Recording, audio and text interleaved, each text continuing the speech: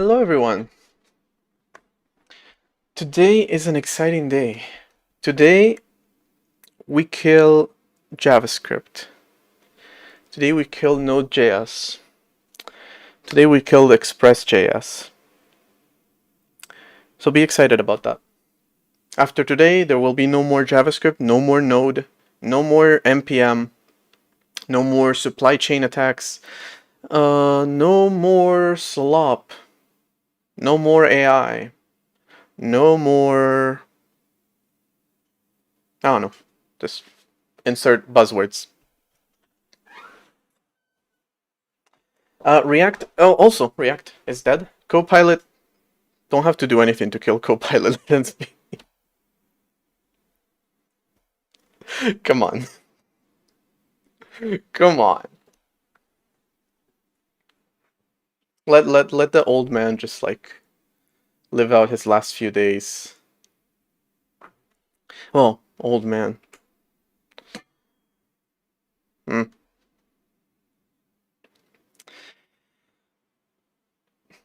Wait, hold on. I don't know what changed. I don't remember moving my monitors at all. But did I just move? I also didn't move.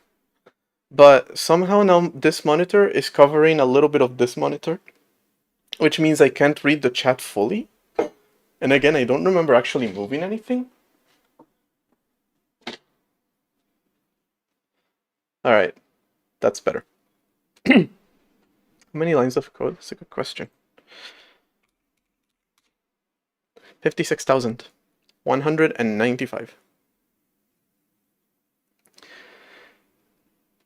Microsoft didn't get rid of Copilot from Notepad. They got rid of the name Copilot and the icon, but now it's writing tools. Yeah, no. I don't remember if I saw it myself or I saw it in an article or something, but yeah, I remember they did that.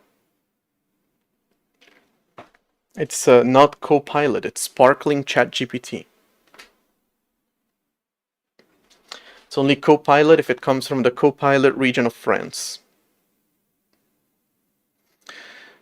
As if France couldn't... as if France wasn't bad enough already. Sorry, French people. I actually like your country. I'm just European and contractually obligated to make jokes about it.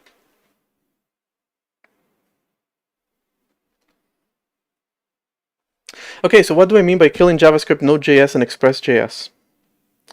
It means I am going to take something that I believe to be a great idea that Express has created and implemented in my operating system, and nothing's going to happen to them. And you should not use this to write servers. So unfortunately, they're going to be alive and well. Man, I don't understand what it is, but only when I stream I need a fan on. I can live the entire day without a fan. When I stream, I need the fan on.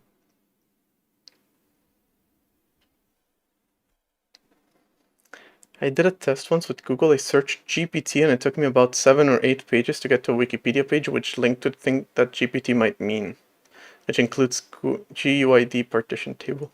Really? The program to count lines is just this script. I need to remember to not open micro from within Z.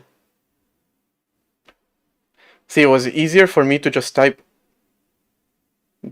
in micro count to show the one line. To be fair, I could have also done cat count and would have shown like this. But it was easier for me to do it. But then to close micro, you do Control Q, which also closes Z. So I need to remember not to do that.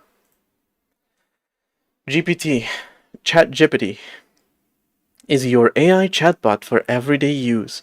Chat with the most advanced AI to explore citation needed. To explore ideas, citation... Well, no. Okay, I'll give you that one. Solve problems, citation needed. And learn faster, citation needed. GPT-5 is here. Wee. ¿Qué es el GPT? Transformador generativo preentrenado. Wait, so in Spanish it's actually a TGP. Except, okay, yeah, this is actually a natively Spanish page. Because again, no matter how many times I tell Google, hey, give me results in English, it will never do that. What is GPT and how does it work? ChatGPT apps on Google Play. Introducing ChatGPT.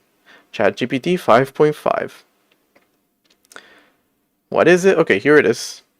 What's the 1, 2, 3, 4, 5, 6, 7 results of marketing before you get... well, okay. This may not count as marketing, I don't know. To be fair, if you're looking up GPT, most likely you're looking for ChatGPT. Even if you're looking for something else that uses the same architecture, they don't use GPT in their name. The only exception being if you're actually looking for the partition table thing.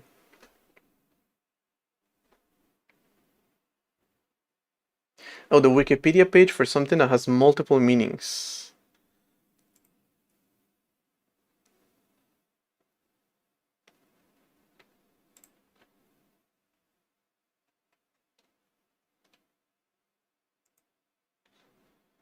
Holy shit, we're getting to some websites that get 0 hits.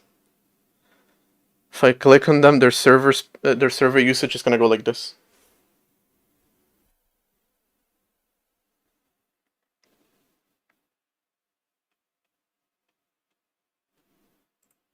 I'm not seeing it here at all.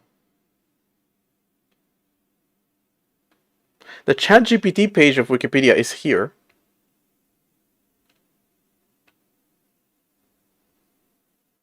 The English version of the IBM page that I got before in Spanish is here.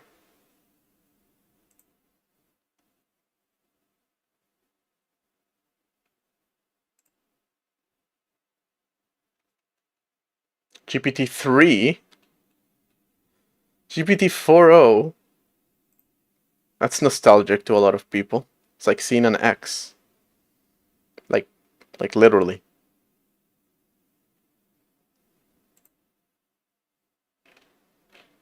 Yeah, no, this is a... Oh, here it is. Well, no.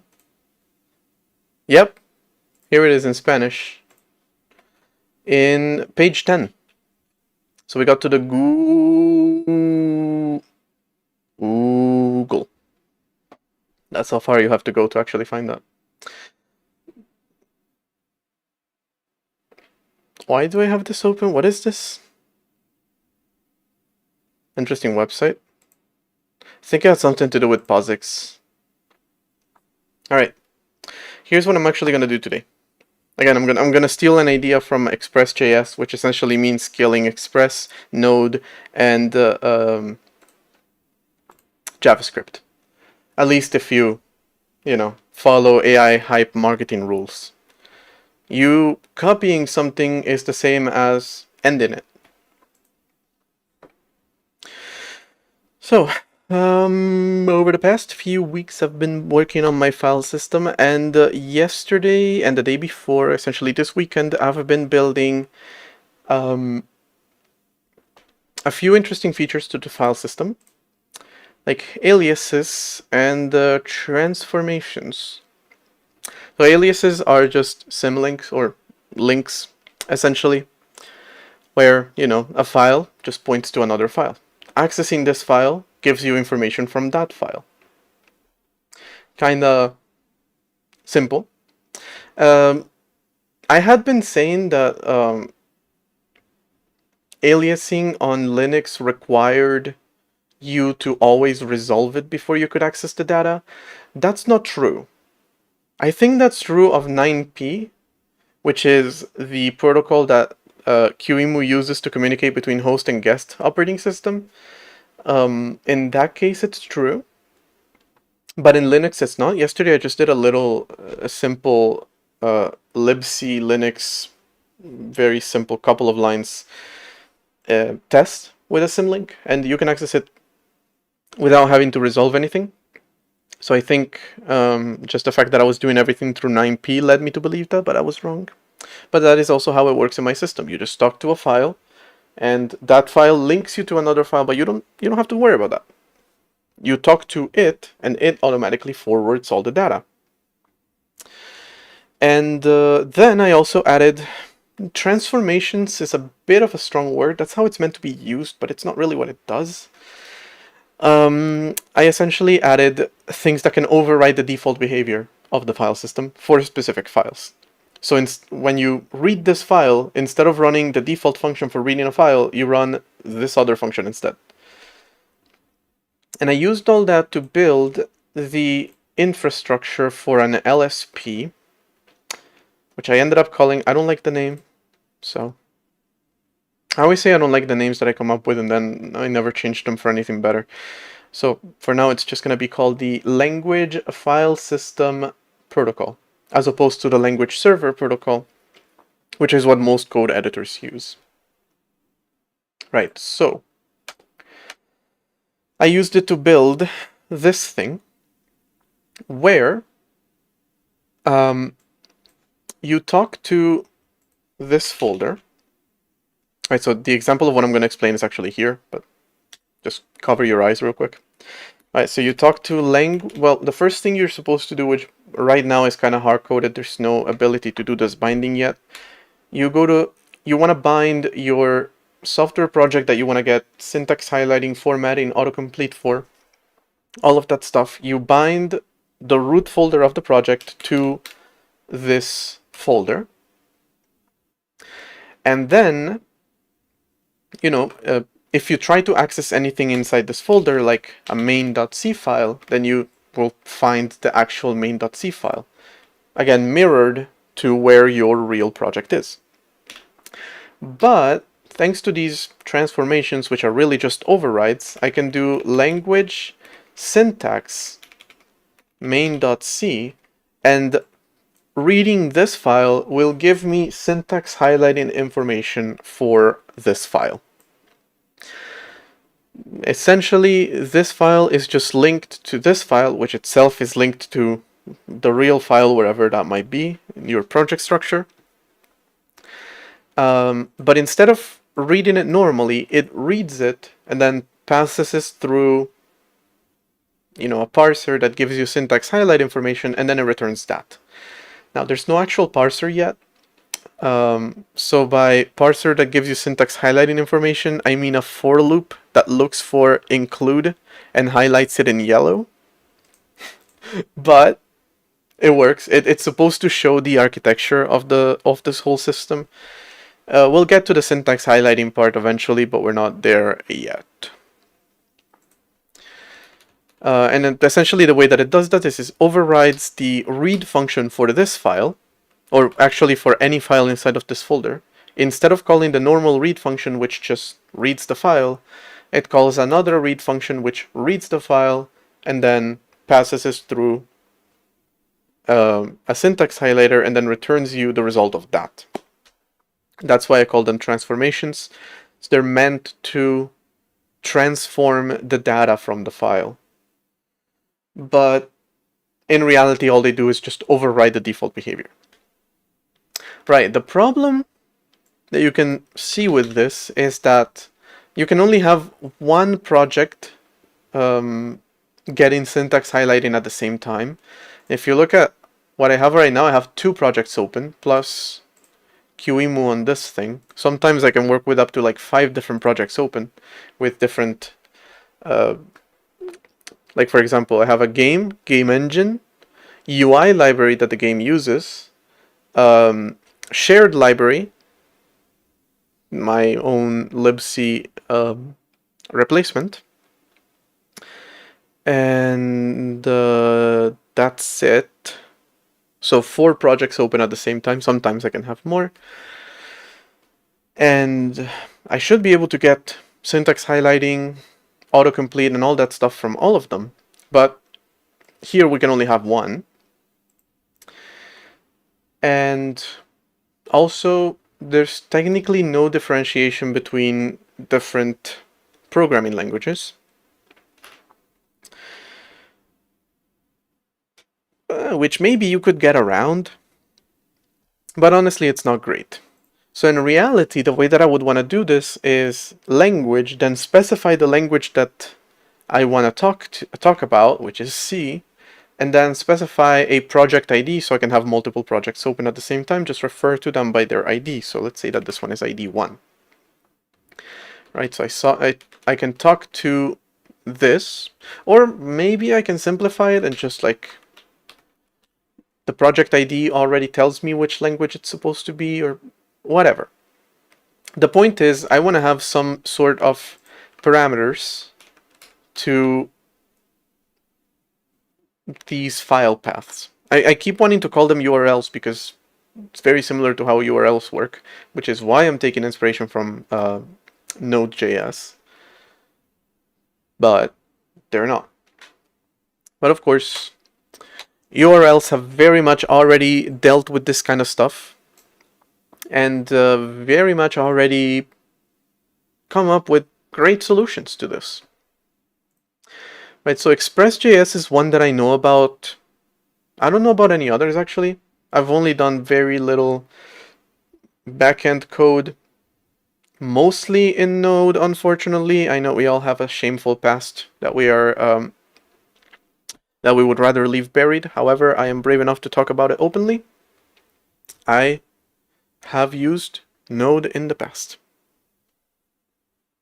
Full disclosure. And Express is what I used to do routing.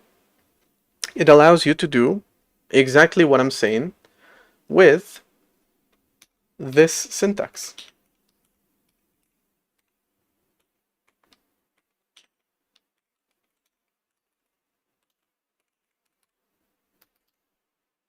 Part of me for using Node or for admitting it. I'm hoping it's for the second one. I like this syntax, I have to say. Admitting, fair.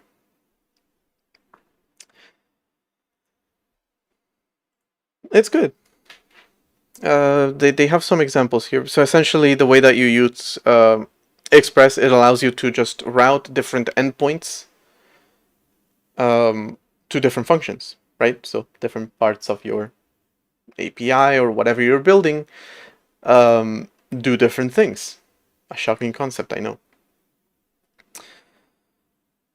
So if you do a GET request to the root, which is to say the domain.com or whatever, localhost port 3000, with nothing else after that, and you do a GET request on that, which is to say you open it in your browser even, then you get this. If you do a post, then you get this instead. Or you can do it for all of them. So depending on what URL you're accessing and how you're accessing it, it routes you to different places. And the interesting part about that is this kind of stuff. Now, I'm not sure how much stuff like this would be useful, where you low-key have regular expressions, or are they like full regular expressions? Oh no, they no longer work. Never mind. Yeah, I can't really think of a reason why you would want to do this. Maybe you want to do this, but I don't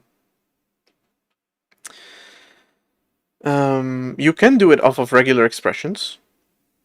Okay, so maybe they actually just replace these with these, so they still work. But again, I don't know why you would want to do this.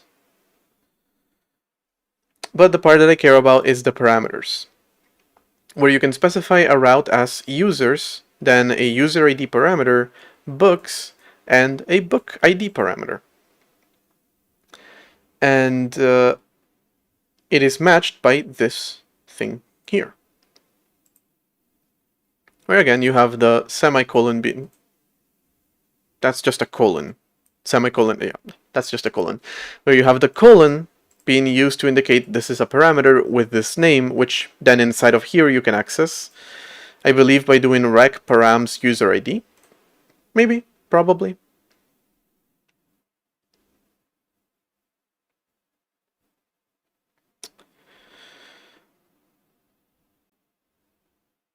There's more examples of that.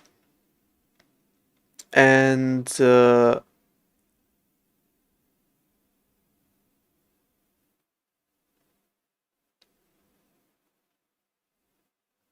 That's it.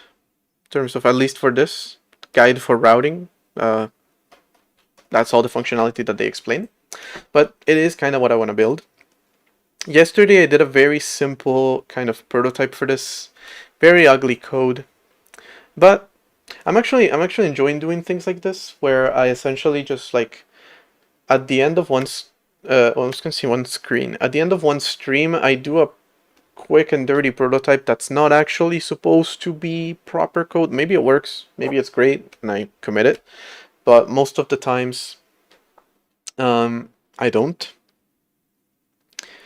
So yeah, just a quick, simple type of prototype for what I want to build, and then the next stream I build it properly. Ideally doing some research or thinking things over a little bit in between. Kinda have. But kinda wanna do a little bit more research into this. Or I want to see what other people are doing, right? Because this is what Express is doing. Plan 9, for example, is another operating system that has a very powerful file system. They essentially do the same things that I want to do. I want to see if they have any kind of helpers for that, for writing this kind of file system structure.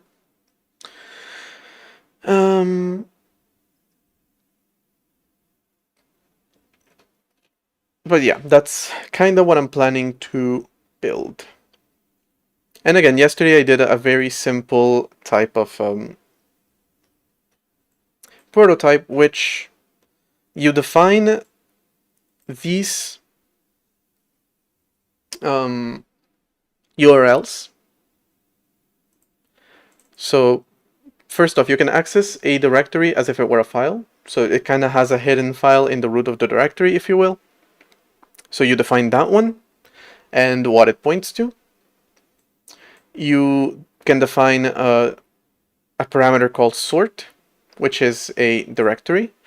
Then inside of sort, there's ID, going by parameters, or just ID in the root directory, which are files in the root directory.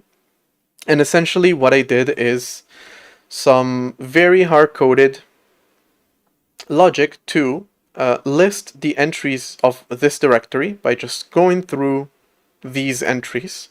And then whenever you find a semicolon, that is a parameter that you need to resolve, calling a function that's like, hey, we're being asked for all the sorts, which is just latest. You can only sort by latest right now, but if I add more, there could be more. And we're being asked for all the IDs. And if I'm not mistaken, I even got it to work where the IDs here are incremental, ascending, and here they are descending because it's sorted. Now the files don't actually open. That kind of requires slightly different logic, or the opposite logic of what I have for this. But hold on, let me actually put something in the clipboard so we can test it. Here we go. We have the directory as file, which is indicated by this symbol. The latest, which is the only type of sorting, 0, 1, and 2. And then if you go inside of latest, you can see 2, 1, and 0, which is the opposite order of, based on the sort. Right.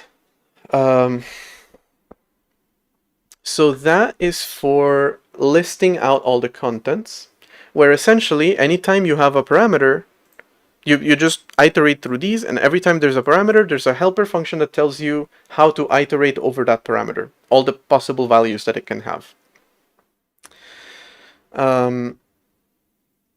Instead, to open a file or to get information about a file or anything like that, it's kind of the opposite problem, where you're given a fully resolved URL with no parameters, and you have to resolve it into which one of these is it and what each parameter's value is, right? So if I'm given a URL that's clipboard 3, that is this. So this is, this is stack file system, but it's used to power clipboard. So clipboard is the root.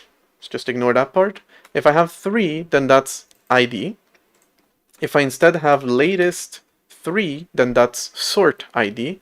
Or if I just have latest, it's just sort. So very simple pattern matching. Shouldn't be too difficult, except there can be ambiguity in this system.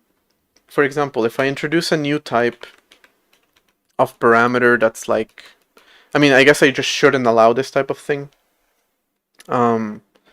Timestamp, for example. This is a numeric value. This is also a numeric value. How do you tell the two apart? And again, I probably should just not allow this type of thing. But we kind of need to define the system that allows me to do the parsing and that allows me to, prevent these types of things from happening, doing the URL routing properly, and maybe write yesterday's code a little bit better. All right. How did you learn C on such deep level?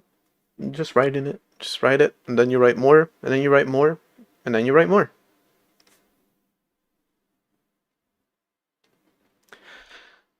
Watching from Kenya. Nice. All right. So that is what I'm planning to do. But again, before I even do it, I kind of want to look into how Plan 9 does it. Because again, I technically don't need all of this to build, for example, the language thing to work like I said. I could just make it hard-coded, right? I could define an entry called C and an entry for each language, and just always parse some. Hold on, that doesn't make a lot of sense. Always parse something. Actually, I am already doing this, so maybe it's better if I just show it. Where you can do /proc/3/state, which gives you the state of process 3. And that's essentially the same as this thing, just manually. But I'm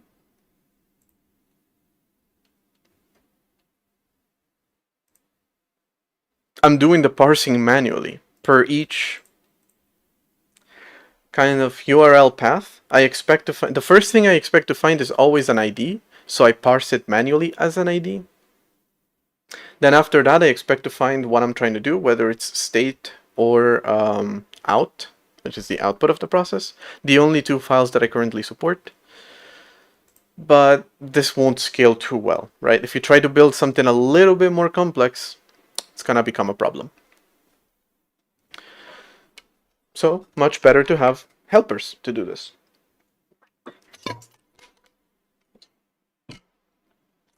Anonymous 05111605 followed your channel.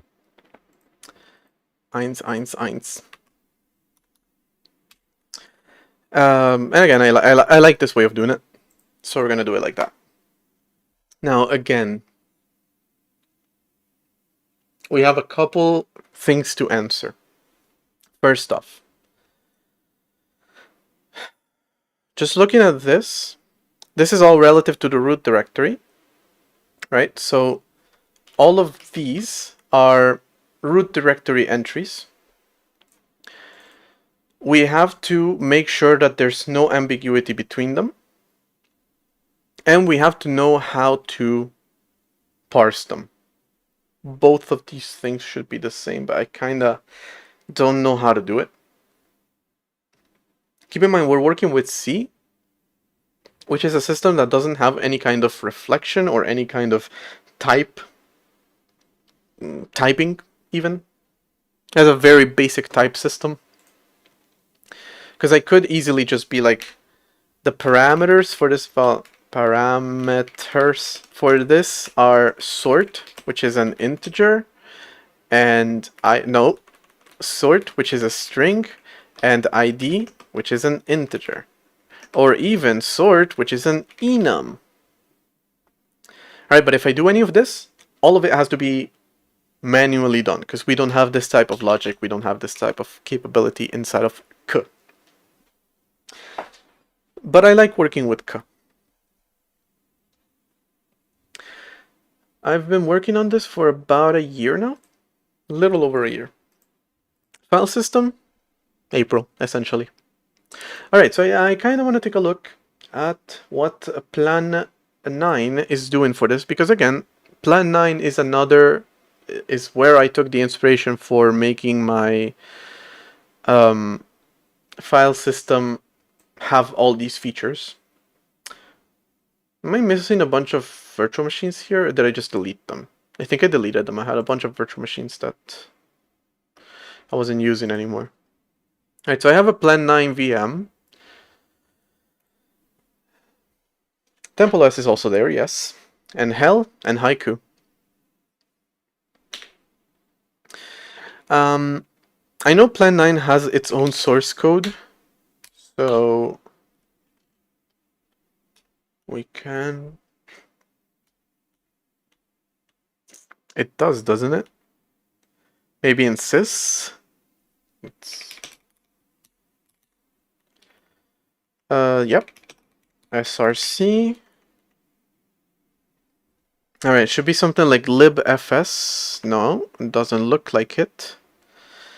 Let's see. Libstring auth serve avl bin bio c complete control disk draw flate frame geometry html httpd bip blex. No, wait, you read that wrong. IP, lex, muck, memdraw, memlayer, mp, ndb, which by the way, I want to look at this at some point. It's a network database. It's called a network database because it was used to hold network information. But also Plan 9 is a distributed operating system, so I guess it technically works over a network. I kind of want to look at it. That seemed interesting. Also, I want to look into databases at some point or another. We got regular expressions, plum, scribble, sec, std, io, sunrkup, thread, venti, and nothing specific to the file system, which is interesting, again, considering this is a very file system heavy operating system, so maybe it's inside of 9.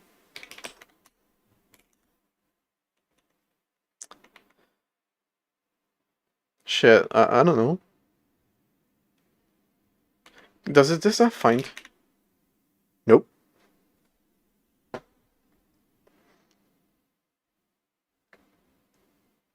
Maybe I shouldn't have done this from within the system itself.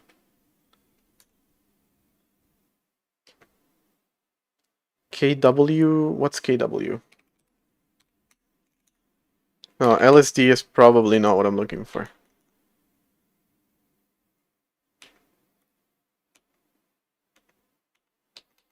Alright. Alright, Plan 9, thank you, but probably better off looking for this outside of you.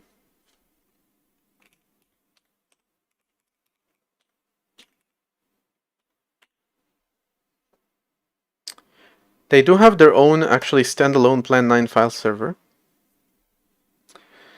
So...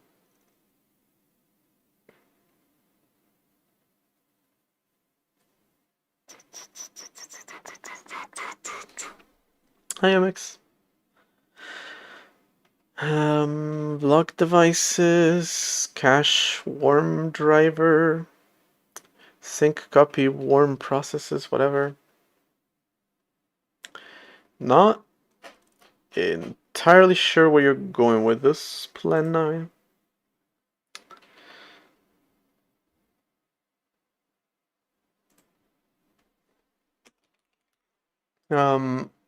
File system has aliases, can override functions for specific files, which allows me to like do what I call transformations, but it's frankly a little bit a strong word. Well, it depends on how you use them.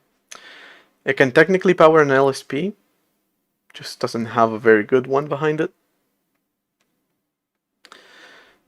And yeah, today I'm trying to do routing like this. But I'm trying to look at if Plan 9 has any kind of stuff like this, because again, Plan 9 could very much benefit from this. But maybe, I don't know. Own declarative GUI framework. Mine is not super declarative. I want to make it have declarative syntax in my own programming language, but since I don't have that right now, yeah, it's not declarative, but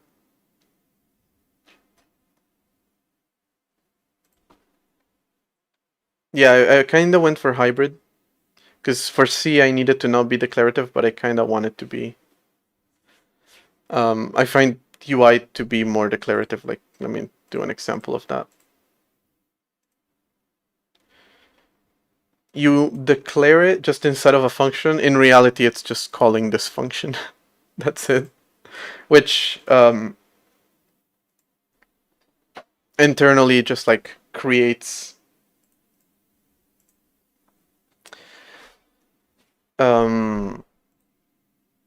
nodes automatically. It's a little bit shit the way that it does it, not gonna lie.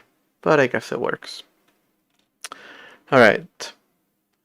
No idea how to look for what I want.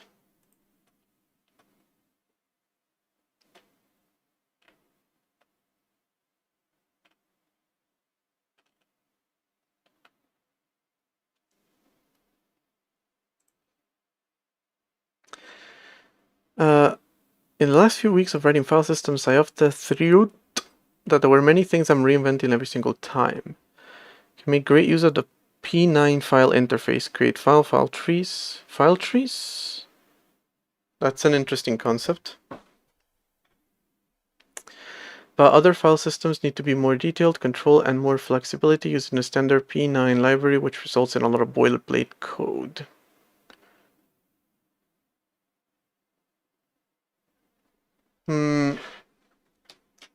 Okay, so as far as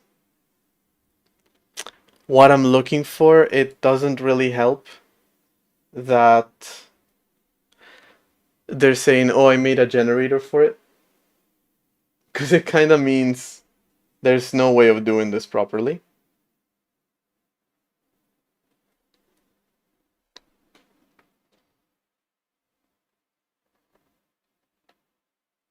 But might as well look at what they're doing. I think it just kind of shows that there's no...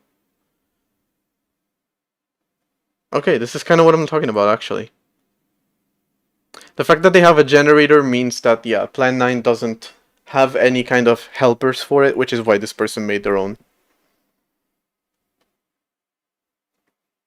But I don't really want that. I want actually, like, resolving the path. Like, I don't want it at compile time or anything like that. I want it at runtime. It's not that difficult. Just a little bit of parsing.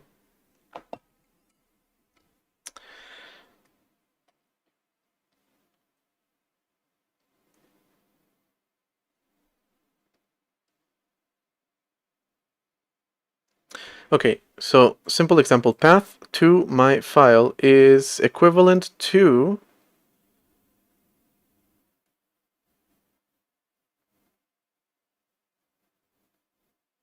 okay, I was hoping that this was what I was looking for, but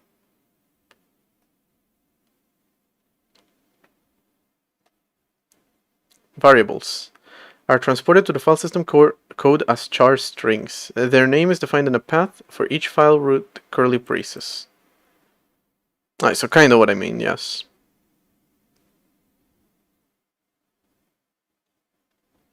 Okay, so this kind of tells me, Plan 9 doesn't really have any solution for this.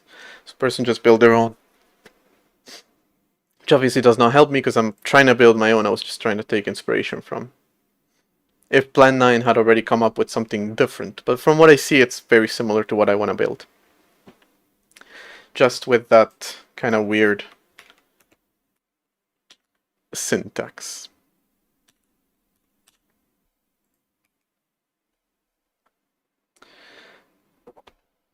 My Windows partition just randomly corrupted. Nice. Windows has a little tendency to do that. All right. So now I have to define a few rules for this. Technically, doing it like this kind of makes things more complicated, but do I really have a problem with that? Yes, maybe I do.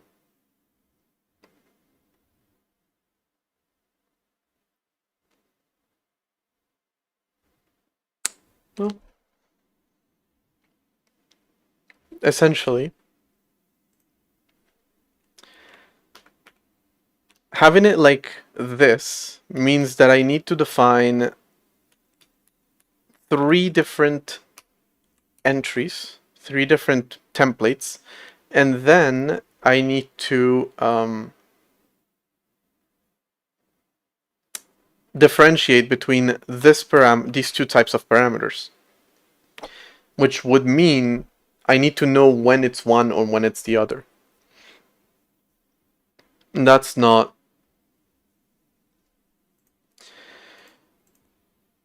necessarily super difficult, honestly.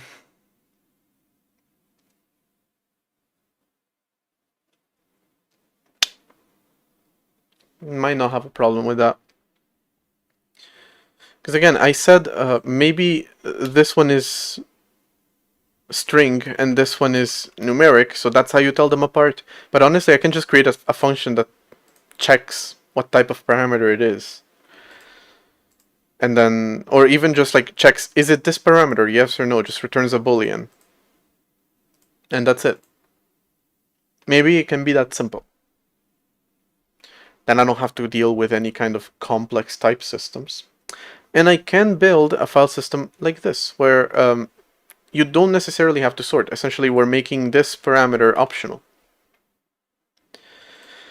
The other option would be to include this in here, where you can do latest and then the ID, or you can do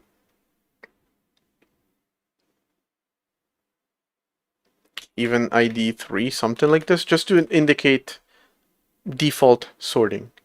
But nah. Or something like history, for example. But I'm gonna go with a no on that. I think I would much rather just have a function that's like, does this match this parameter? And that's it. Okay. Now what I do want to build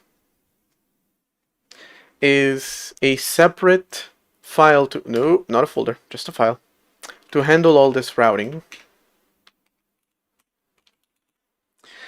And yeah, just gonna do that. Alright, so just gonna make it very hard-coded, just a little test for the parsing and all that, and then integrate it into the file system. Because yeah, everything I did here as a prototype is for the stack file system, which relies on the virtual file system, but it's meant for things that have some sort of history, like the clipboard, which is the only thing that it's used for, but it can be used for other things. But technically I should have been doing it here. I just used this one as a prototype, but now I want to do it properly, so how about we start with just a very simple test. Just again, prototyping, but a little bit more. Can I do... Always struggle to build these structures, but can I do... Will you have a problem if I do this? Don't believe you will. Okay. So I'm going to do ID. Actually, 4 entries. 4 entries. This, which is the I lost it. Directory as file. Sort and sort ID. All right, so these are the 4 entries. Then first I want to try listing them. So the same thing that I prototyped yesterday, but done properly. And then I want to try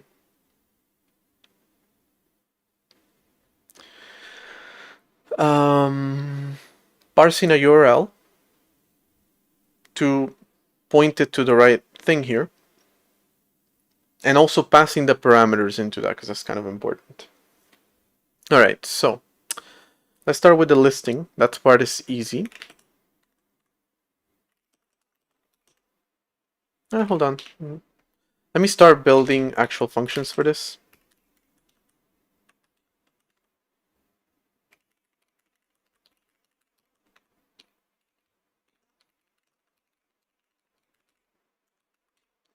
So list directory contents is going to, can I make this like that? I'm also going to make everything static because most likely I've already used the word entries. Although I'm going to make it test entries. Static, not test. All right. So list directory contents. Let me just start writing some boilerplate.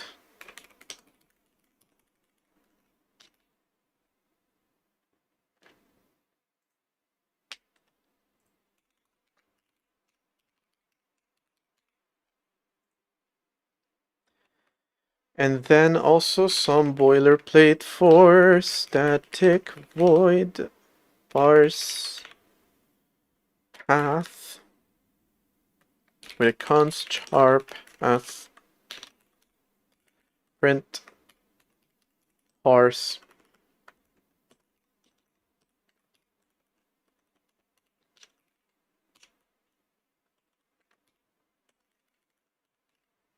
path.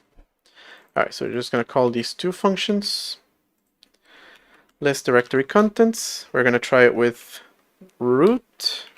And then we're going to try it with latest. And then we're going to try to parse. Hold on. Few more tests.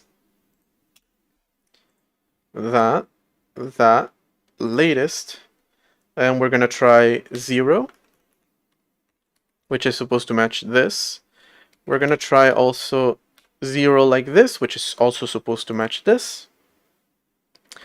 Then we're going to try to parse the path just latest and also latest. And also just one of the zeros, really. Like that. And like that. All right.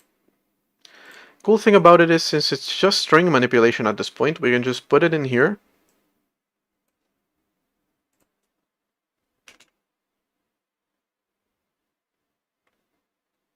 Can I put an include inside here? That would be really funny. It's not explicitly complaining. It is explicitly complaining. Alright. It let me do it, but then obviously it complained. But anyway, test routing.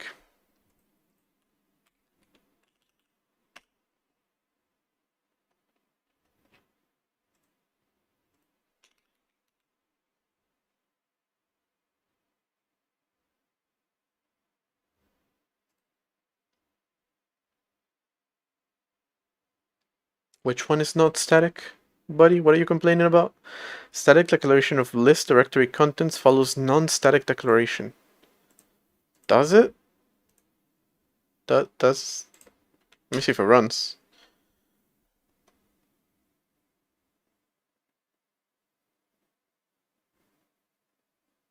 Oh.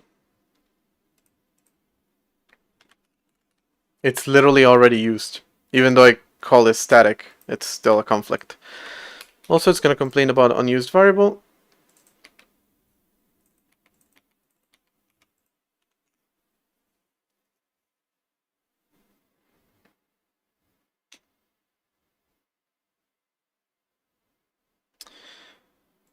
And here we have it. And actually, I'm going to panic after this.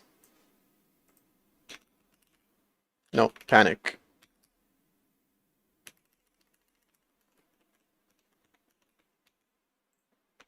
Just so we don't run anything else after that, because we don't need it.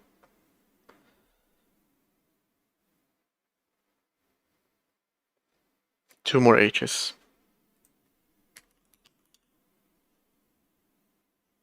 Wait, actually.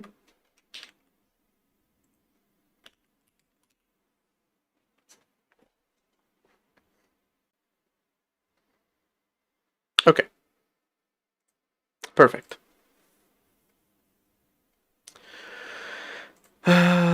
So let's actually begin with this.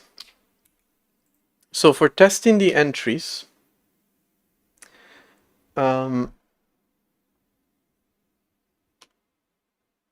first thing I do in this one is going to be static inline char pointer normalize a path.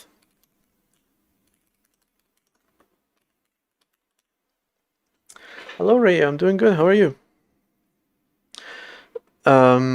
Which is essentially going to do if no path, return 0. If path equals to this thing, return path plus 1. And otherwise, you just return path.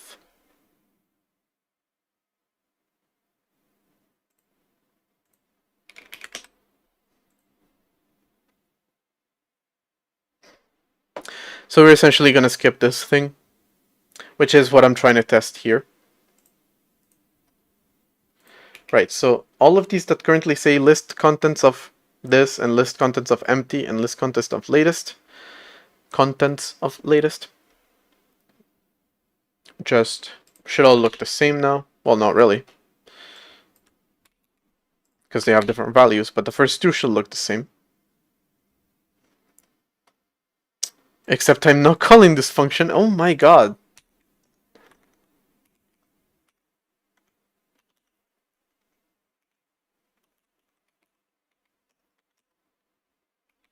Very clever. Bye, MX. See you.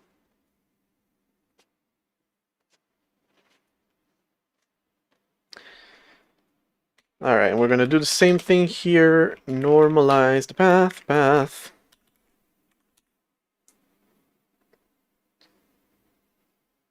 So indeed, it skips that part, just latest. 0, 0, latest, 0, latest 0. Skin Biscuits followed your channel. Cool. Easy. Should we actually return it as a string slice?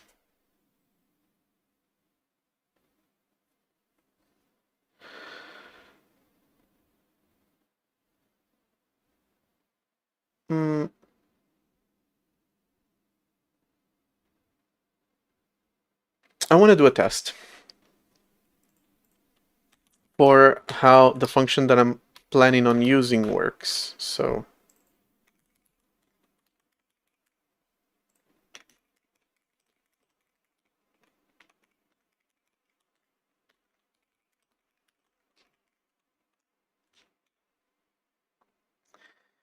I want to use a string split path using this character and then performing this function.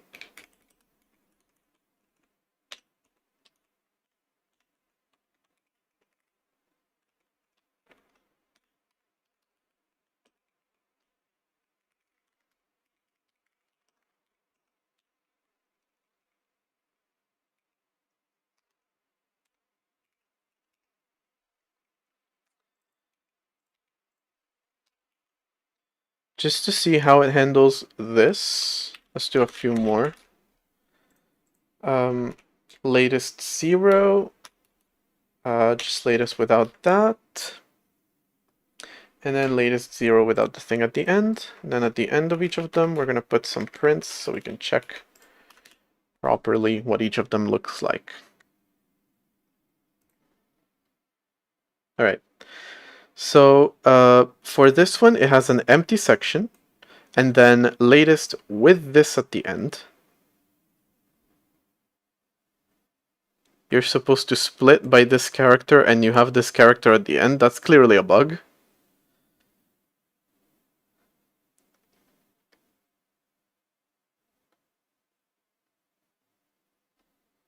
Okay, so I want to use this section that does this, not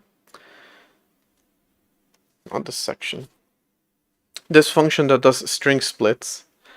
But clearly it's doing it wrong, because this, you're supposed to split by this character. A character is not supposed to be there.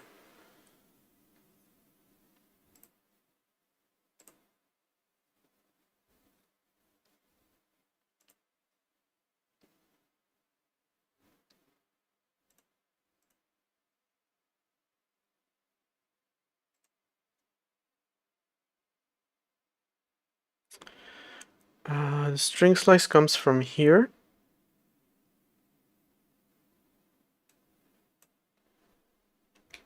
And I'm pretty sure I've literally had the same issue in other places, so...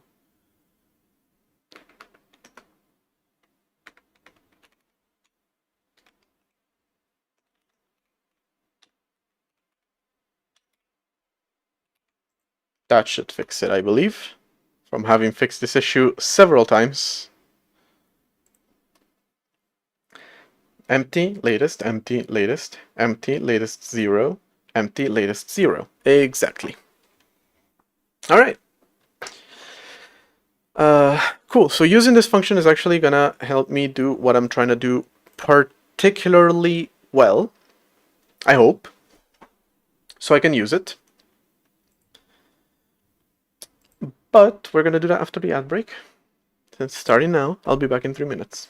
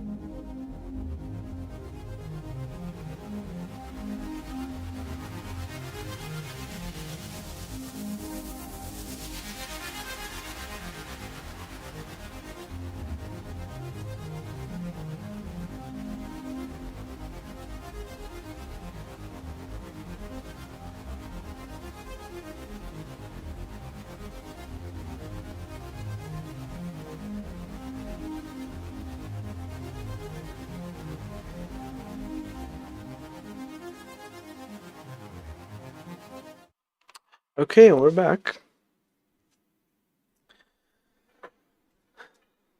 I'm not sure if it's a compliment or not that the music that I made is being called satisfactory music. I'm gonna call it a compliment. But it is not satisfactory music.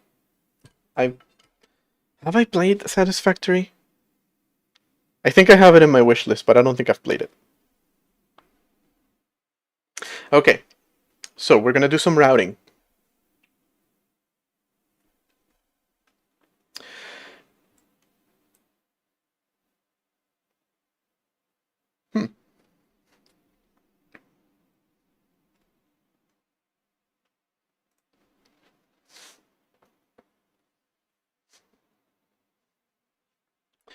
Now I made this string split function, which is supposed to, well,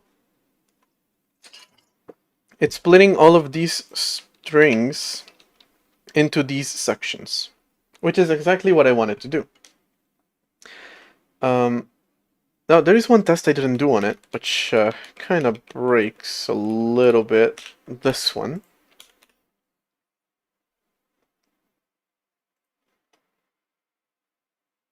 Yeah. Well, not really. Not really. I guess we're supposed to just ignore the initial empty one.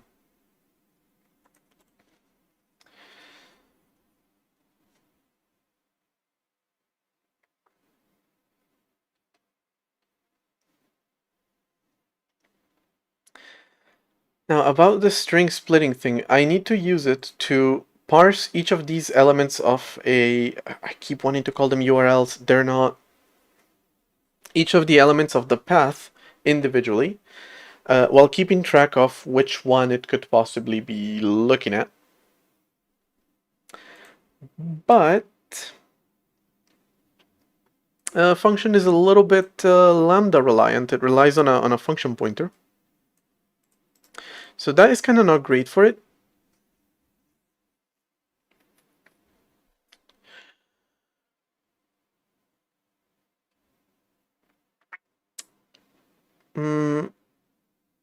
Because what it does is it just runs this code and then just calls perform on it. Can I just make it do the same thing but with a macro?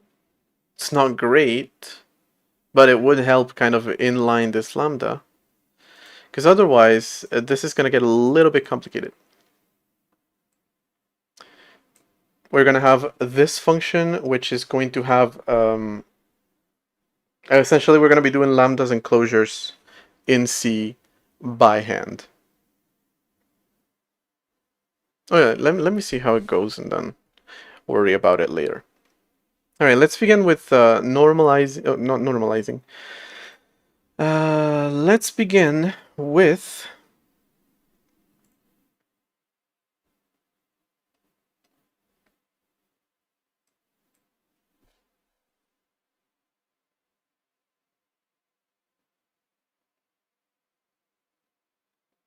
I think I should do parsing first.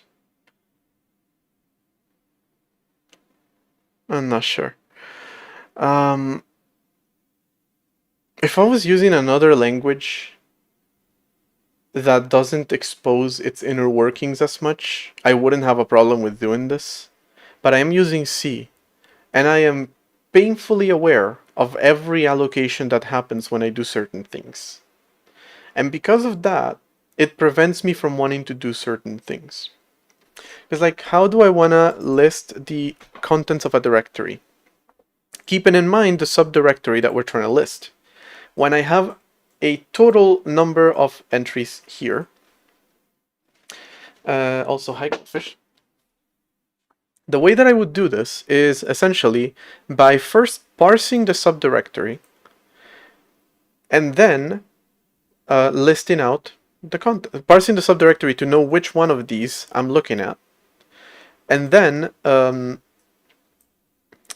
listing out the contents of that. The problem is, for example, if the subdirectory is empty, then the contents are literally all of this. If the subdirectory is any of the sorts, for example, then the contents are, this one's empty, so this one wouldn't count, but this one, and let's say that, for example, we also have like another entry here that has like, I don't know, slash sort, slash hello, slash ID, these two entries, which means parsing a directory should return an array of entries that are possibly valid. And this array is going to need to be allocated, because we don't really have any non-allocatable way of even indexing into this array kind of arbitrarily. Like say return the 0th element and the 2nd element. Just return these two, like some sort of array view, array slice, but with non-continuous elements is not a thing. At least I don't think you can do that without also allocating that at the very least, since it's an arbitrary number of entries into that. It does mean I need to have an arbitrary entries. It sucks to do allocations. I don't like to do allocations. I hate allocations. I wish I never had to allocate anything in my life. Unfortunately, I do. I mean, I can always create just like a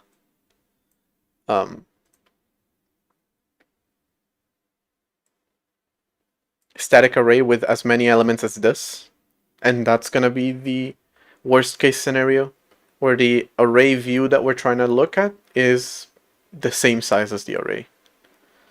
In which case, actually, that worst case scenario won't even get to that point, because it's just like one entry into it. But whatever.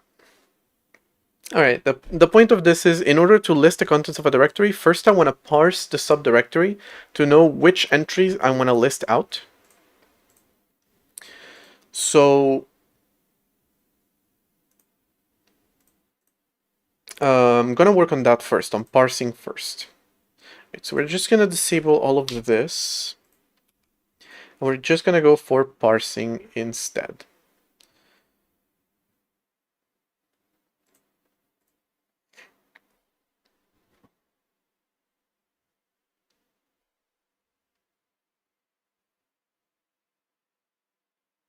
Again, I need to do array filtering here. It's probably the easiest way that I can do this. If I was doing like this in a kind of functional programming language, I would just do test entries filter by, I'm gonna write it in kind of Swift syntax, because 0, which is just like each of the entries,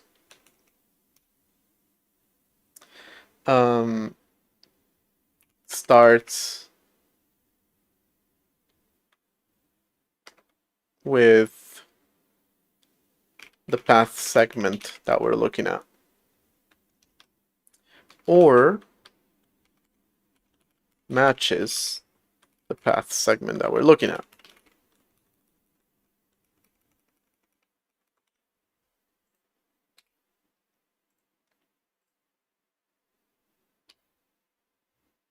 And then even iterate over this array in order to do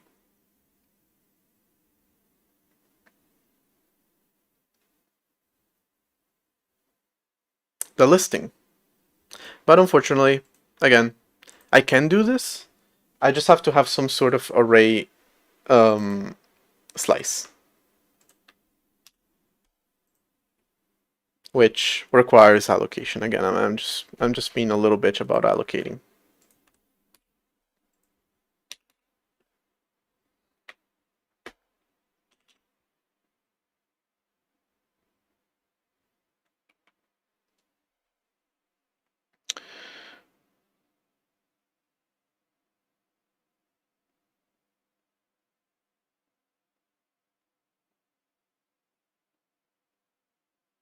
Yeah, well, I just have to do this. All right.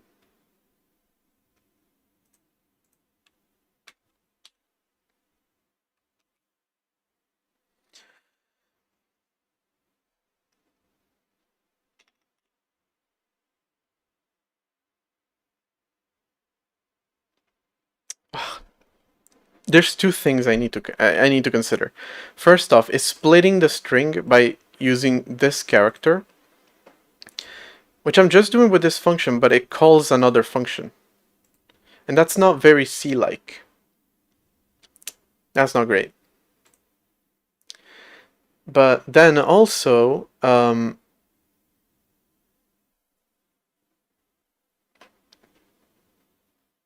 array entries into this thing, I kinda wish at the very least I could write it like for each segment of path, for segment in path,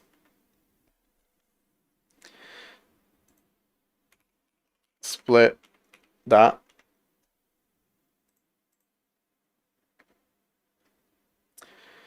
Where we have some sort of iterator that is created by this function. How would I build that? I kind of just feel like building that instead of actually building the damn routing that I'm supposed to be building.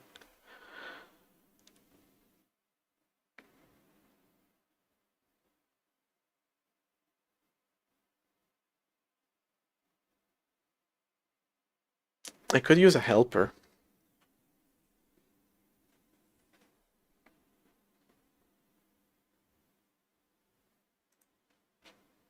Okay, that I know how to build. I could just have a typedef struct string iterator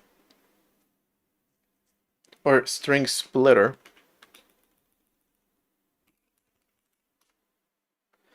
which uses a seek character and then just keeps track of the current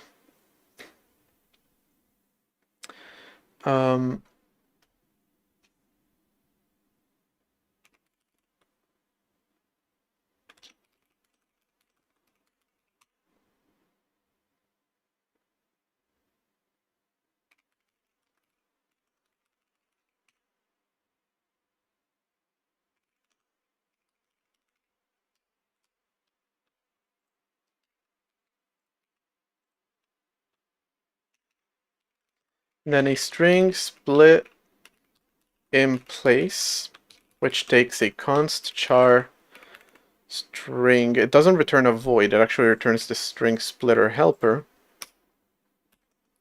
Char seek, and that's it.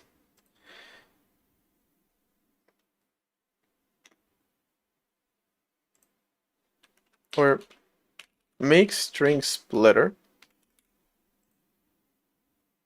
Actually, let me put it in its own little thingy.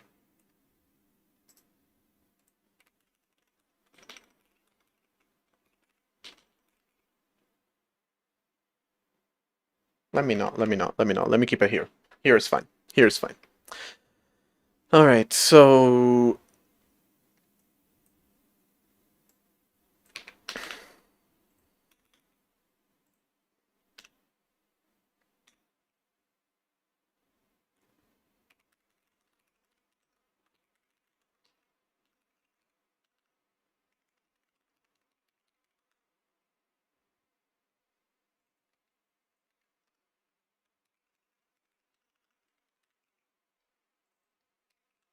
just gonna use these two functions real quick. I'm gonna implement these two.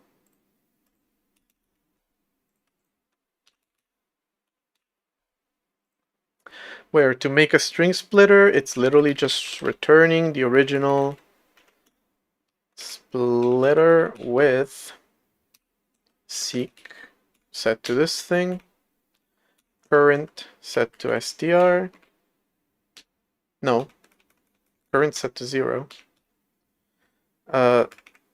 str set to str, and pointer set to 0.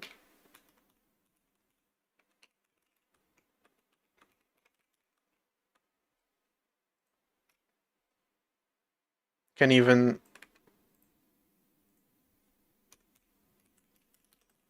static inline this.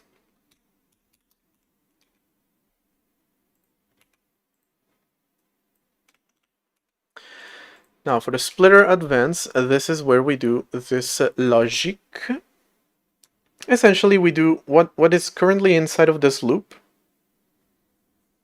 one time at a time. That doesn't make any sense. One section at a time every time we call this function. Right, so some safety checks first. We want to check that the splitter string exists. And we want to check that the char exists. Otherwise, we're just going to return false. Now,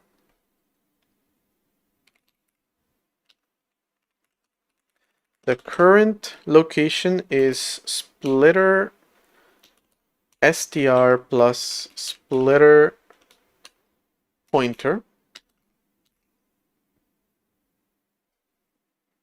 That's where we currently begin, which is at this point at the beginning of the string. Then we get a new point,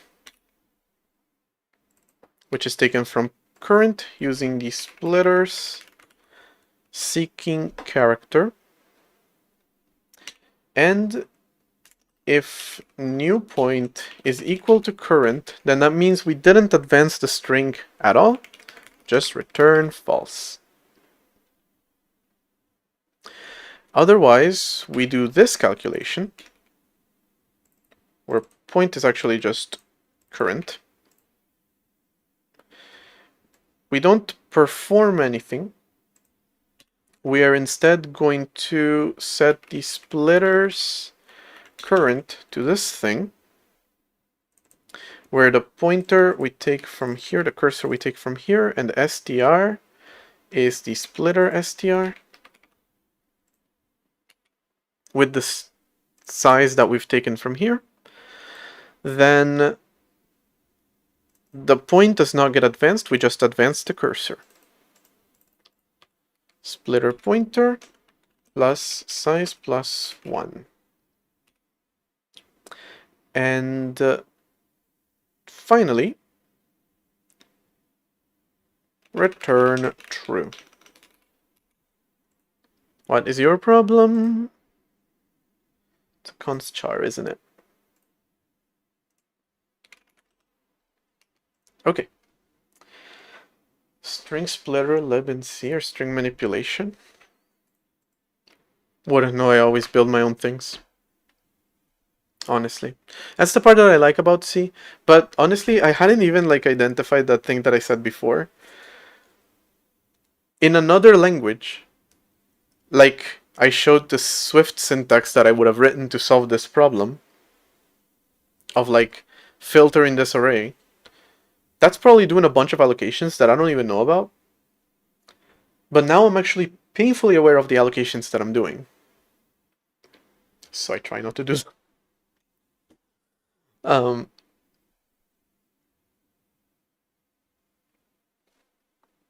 Alright, so shall we test it? The path parser. Well, let me test it in this thing again, actually. So actually bring all these back. Let me test it in this thing again. But instead of calling the string split function, you're going to create a string splitter from make string splitter from the path seeking this. And then while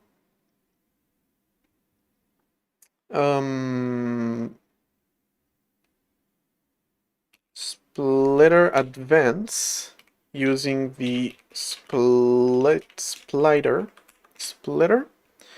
we are going to print next element. I actually like doing it like this. Helps me show empty elements as well. Splitter current. End of string. So we don't actually need to have this.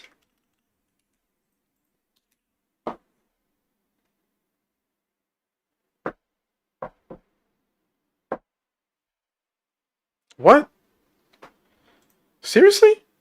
That's a... God damn it. This is a C++ error. Where the order is not correct.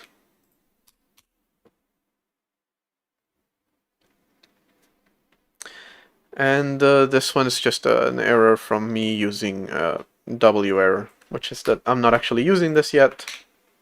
So I have an unused variable, which is really annoying, but I don't want to have unused variables, to be fair. It's just annoying while you're prototyping and building stuff. Okay, and let's see. We got empty, latest, empty, latest, empty, latest, 0. Empty, latest, 0.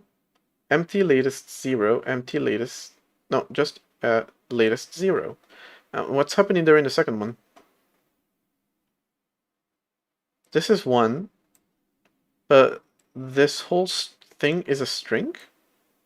What's happening here?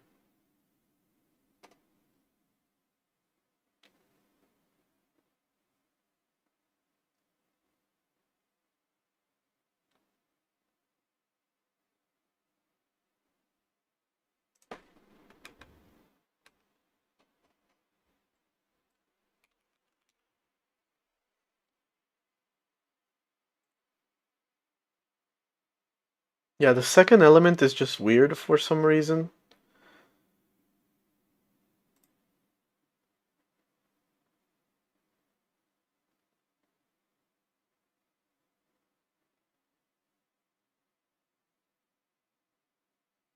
I don't get it.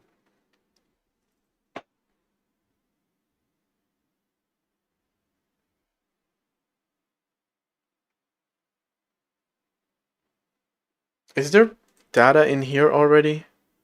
It's reusing the same... No, because this should be very much returning a fully initialized thing. This is 0 initialized, this is...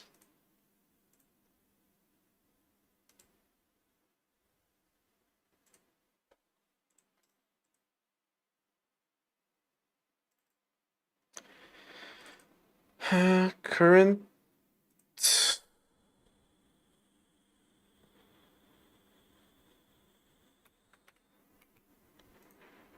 I'm not sure why it's doing that. I don't think the const did some weird memory stuff, but maybe. Nope.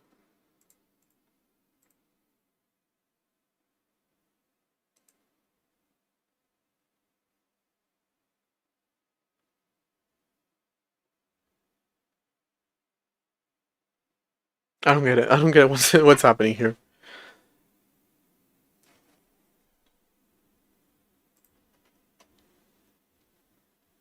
It's this one.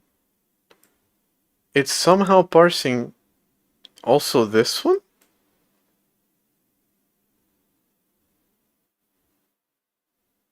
Wait.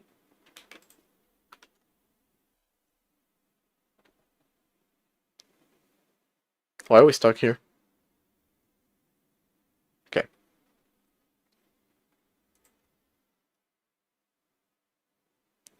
Okay. I see what's happening. It's reading the next string after itself as well. And it just so happens that because this string and this string were the same, this string wasn't actually there in the executable, it was just referencing this one. Which means that the next one was this one, and it was all being parsed together.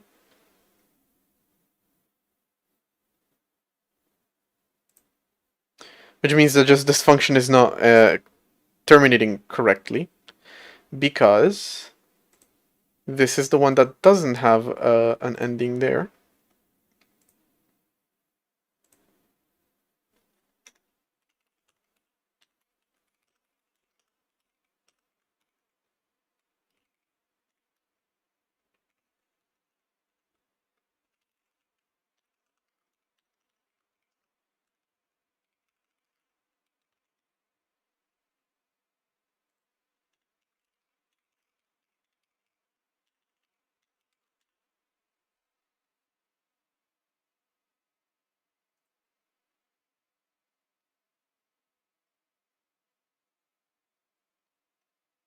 All right.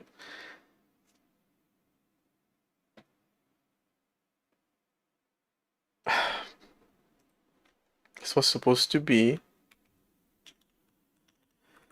original, this thing, new, this thing. Otherwise, it's going to be completely incomprehensible. All right. Slash latest slash comes latest slash and emits this element. Then latest slash becomes empty and emits latest as an element. Original empty, new empty, end of string. Cool, that's correct. Because we're already at the end of the string, so new point is equal to current.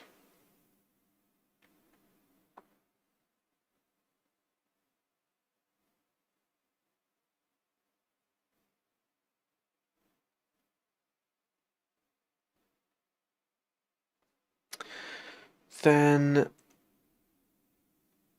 okay, this is the one. We start at slash latest. We emit just an empty element and continue with latest. Then we have latest. We end up with an empty. We emit latest. And then we advance past it onto the next string. Because I'm not doing a check that I was kind of skipping. I kind of needed.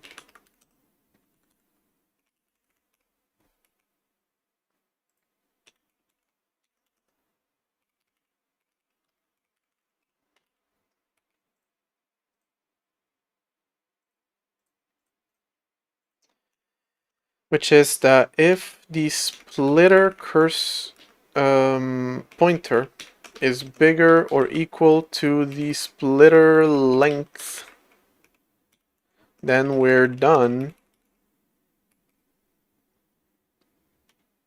And then just to be clear, if current equals to 0, we're also done.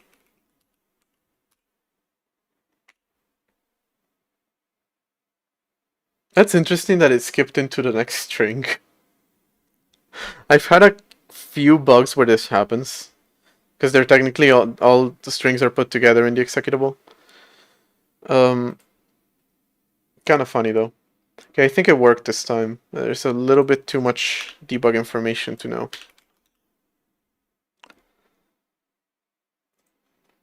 Let's see, we start with empty latest, empty latest, empty latest 0, empty latest 0, latest 0.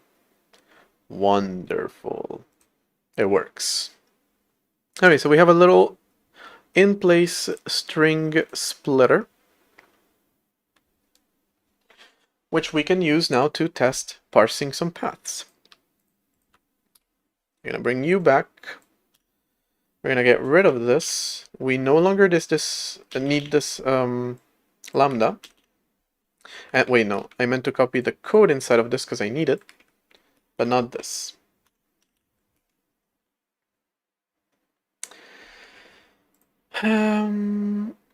Parse path.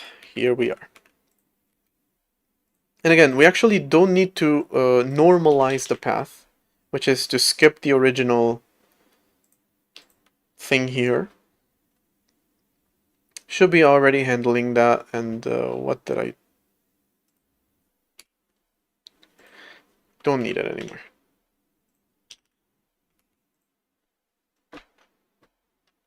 All right.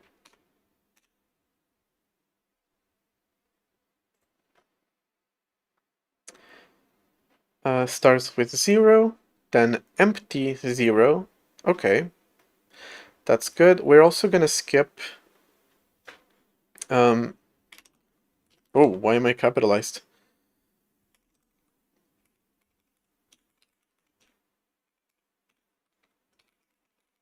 We're also going to skip anything where it's empty.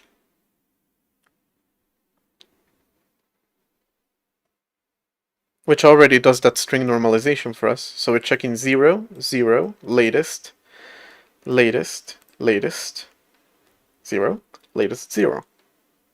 Cool. All right. Now we're finally going to use these. Oh, there's also a couple checks that I want to do for this and this. Right, so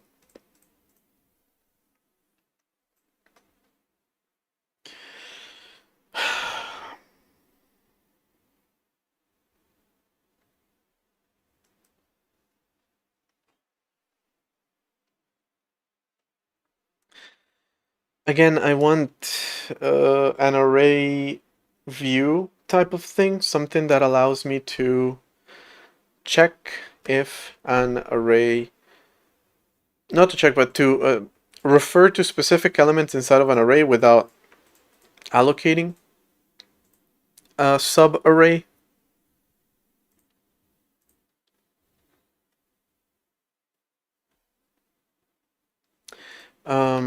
But either way, for testing, I need a couple more of these.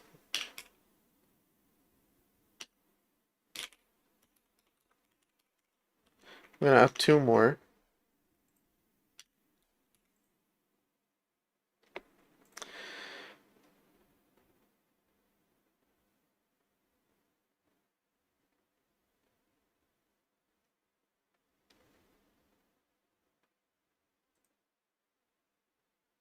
I don't know how to build this. Alright, we're gonna try to go just hard-coded right now, I smaller than 6, I++, where we're gonna try to access each of the test entries and compare it against that.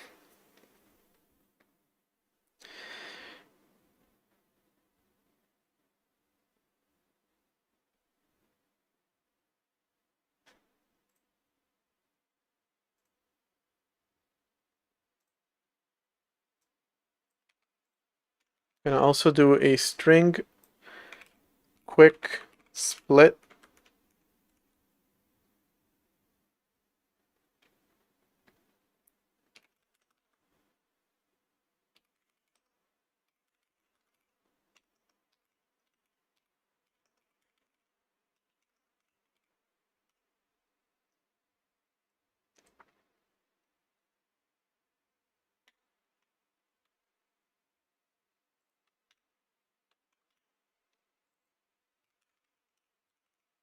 Oh, forgot the character.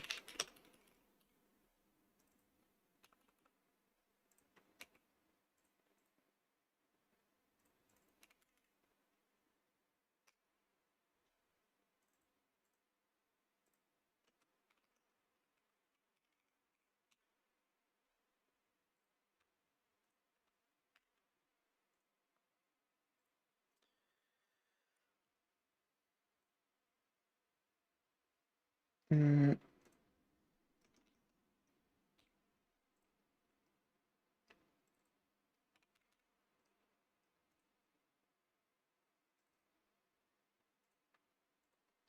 Alright, if there's no left-hand side or no right-hand side, then we're just gonna return false. Then left-hand side is gonna be this thing.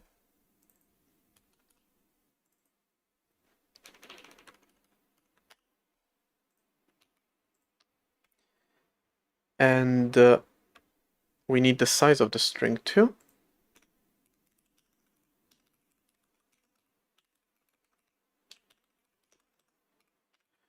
strlen of str.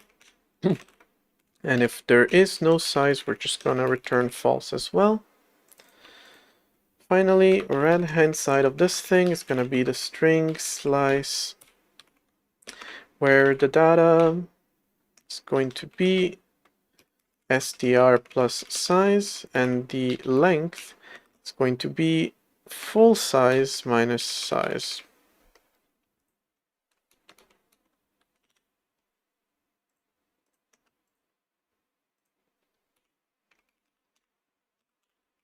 So I'm going to use this one to just quickly split between, where are we?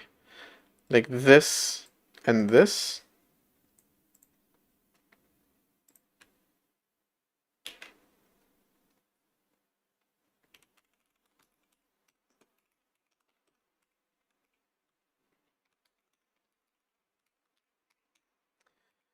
string, I didn't expose that function.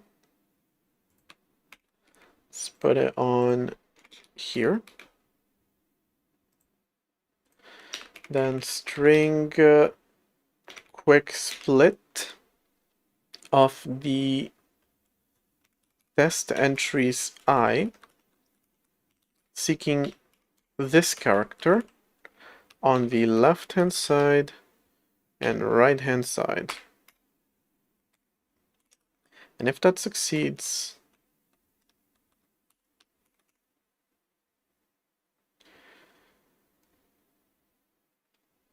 hello Kayal. We're not even doing AST parsing, we're doing some very basic parsing here, and it's already a lot. But anyway, we're gonna want to check if the left hand side matches the string that we're looking for.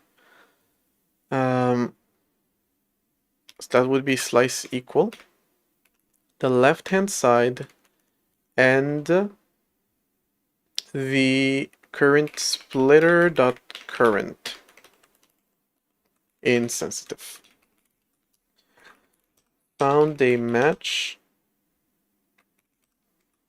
for V, which is S, where it's splitter dot current and test entries dot I. Now the worst part is this has to be a lot more complicated because this is left hand side, right hand side, but that's not even enough. It's more recursive than this. But anyway, this should match this and this, but not any of the others because those are parameters. Which is what we do when we when none of these match. Is we start checking parameters instead. And none of them worked. Not a single one of them.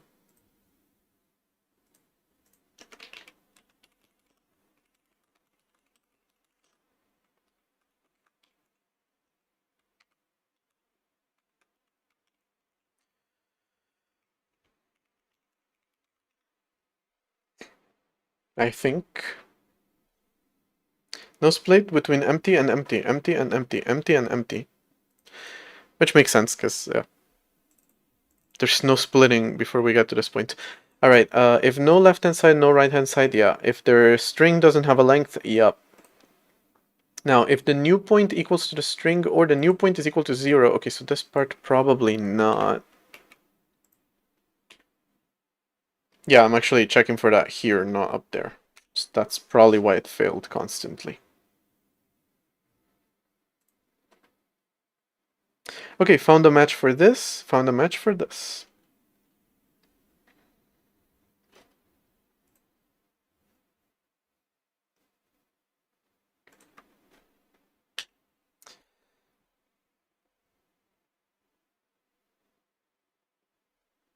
So, we found it.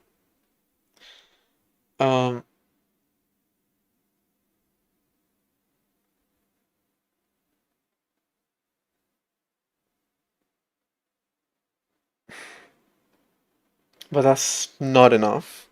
So what do we do in the case that, we got these, which are parameters?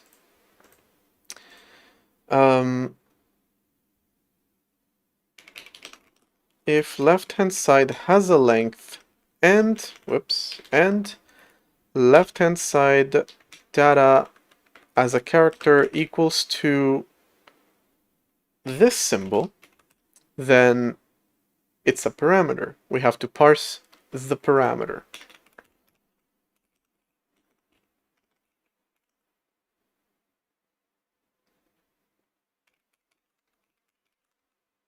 Where we check that a string slice matches a parameter.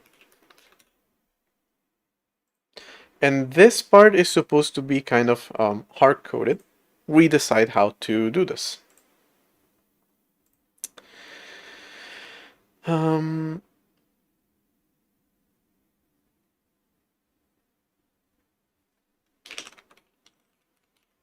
So if match param between the splitter current, which is the part of the URL that we're looking for, and the left-hand side, which is the part of the URL that we're comparing against, then found a parameter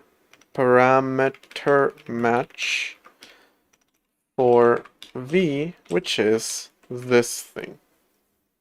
All right, where we got the splitter.current and the left-hand side. Okay.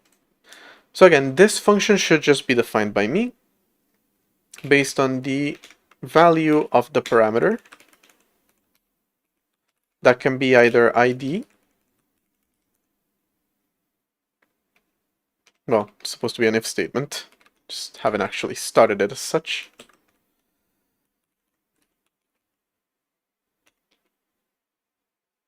And the other one, which is what? Sort. And if neither of those match, then we're probably not in a parameter, right? That makes sense. All right. So for sort, it's actually really easy. We just return if the slice that we're comparing against matches the only possible sorting that we have right now. It can get more complex, but honestly, it's not part of this entire framework. This is part of the implementation of the framework. This one is a little bit more complicated, but frankly not that much, where we just go through its characters and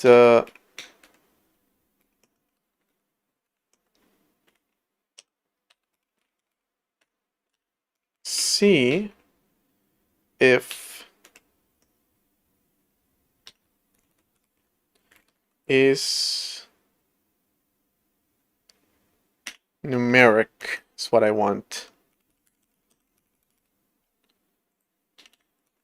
I don't have that function. So real quick. Oh, is digit. Okay, I do have that function. It's just called different. If it's not a digit, then we return false. Otherwise, we return true. And for the love of God, this is such an annoying thing.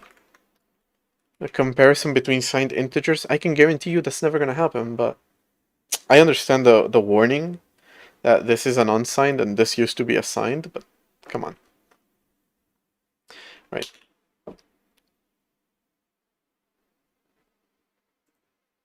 Let's see. So this matches, and these others do not.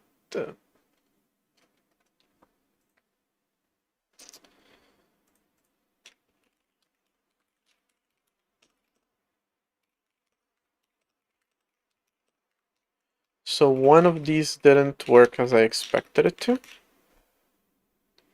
I'm assuming it's the parameter. 0, 0, latest, 0, latest, 0.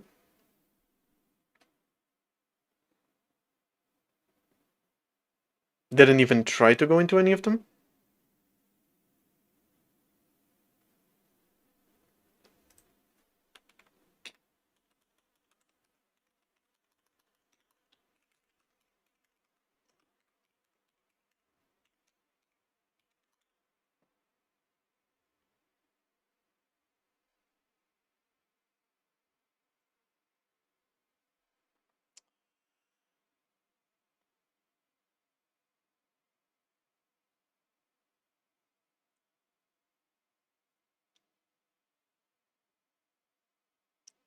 Oh, wait.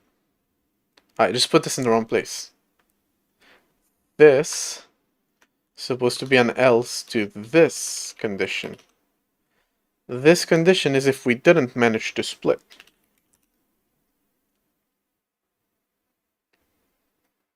Okay. And indeed, it does find some. Again, now we have too many logs to know what the hell is going on. Alright, so this matches, then 0 matched ID, 0 matched ID, latest match sort ID, latest match sort, latest match sort, latest match sort, latest... Okay, so the individual matches are working. So it can match latest against this and ID against this, whatever this function, which we will need to define, decides. And really, it'll be as easy as just forward declaring this function in the header, in this header, and then wherever we implement it, you have to implement the function. Hopefully it's as easy as that. If not, I can do kind of what I did here with a virtual pointer function, but that either way, we can do it. All right, now the logic that's a little bit off here is pretty sure really just about putting this loop outside of the other loop. And then I don't even have to deal necessarily with array slices or array views or anything complicated like that.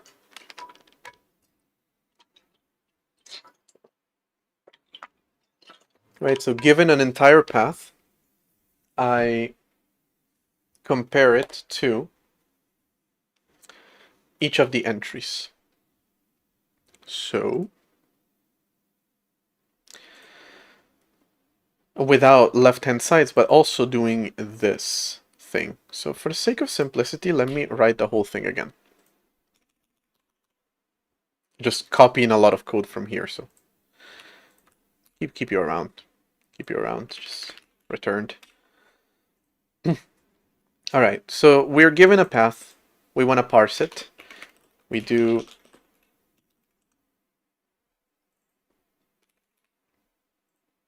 this. I smaller than 6, I plus plus. And we actually probably want to return which path it matched. So a char pointer return. Returning 0 if none of them match. Okay. Actually, we want to return something a little more complex. We want to return an entry, but right now we're working with strings, so it's fine.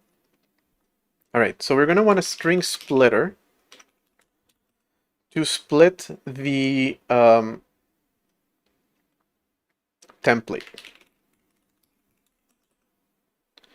And we're going to make a string splitter for the current entry, splitting by this. So we're going to evaluate each entry of this,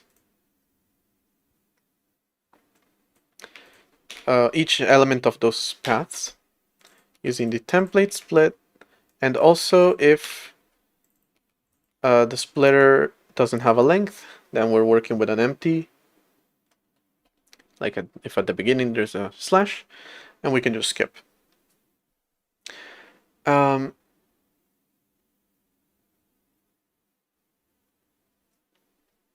At the same level as we did this, we're also going to want a splitter for the path. The splitter for the path is going to be compared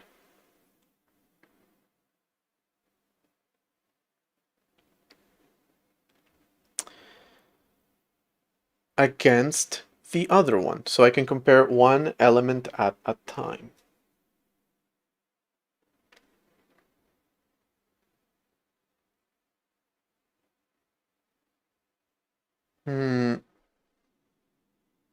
Yes, but we're also gonna have to skip the empty ones.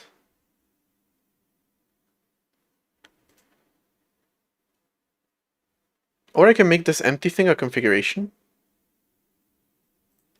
Hold on. If I just say here bool allow empty, and I store this boolean as also part of the string splitter, and I store it here,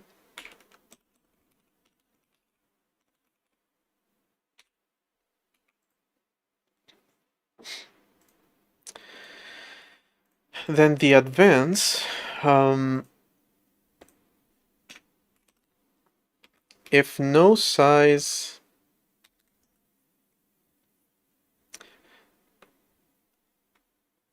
oh, well, not really.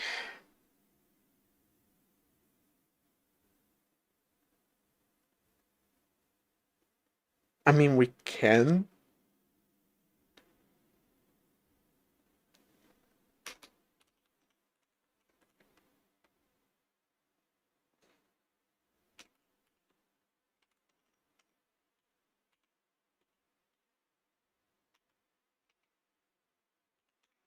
Here's what I can do.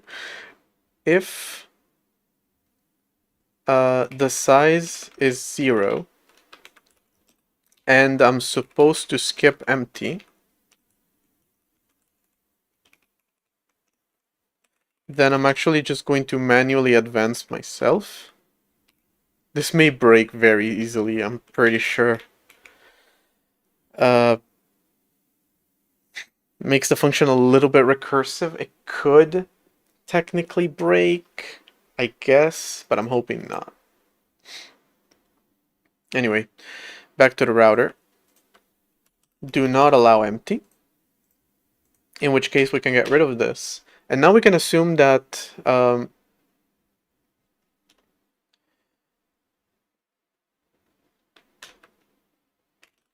if we can't splitter advance the path splitter, then we failed. We just break out of this loop and we continue. Otherwise, we're supposed to be comparing each element against each other, like this. Instead of left-hand side, we have the template content current. And on the other hand, we have the path splitter current. So we found a match. Well, we found a partial match. We'll need to make sure that this match is found for everyone.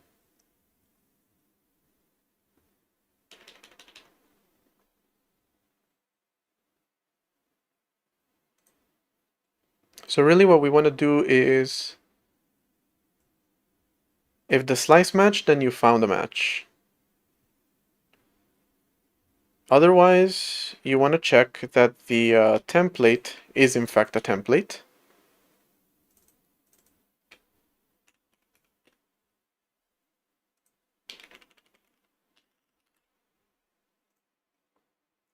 And then the path splitter template split current.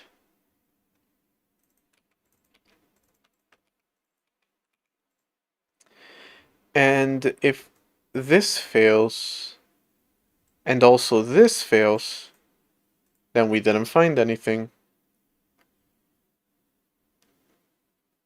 And we break out of the loop. I can skip that part for now. I hope this runs normally with just prints. Line 49, what's that? Ah, the old code. It's not updated to the latest standards. Not sure why I'm keeping it around. I already copied all of its logic. I can now delete it.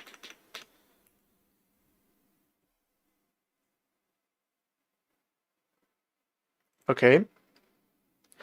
So this matched this, this matched this, this matched properly, this matched properly, this did too. This shouldn't have matched. The thing is, it matched the first time, but not a full match. So I'm not checking for that yet. I'm just checking that, you know, latest is being matched and then this is being matched.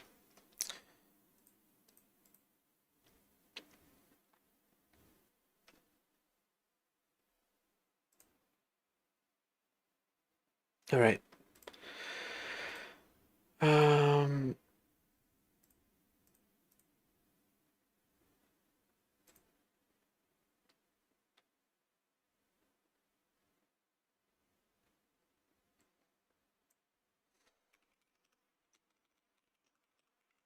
So I just want to use a little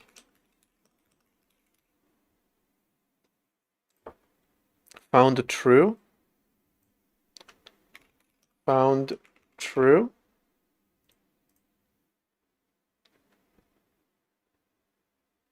Well, this can be actually simplified.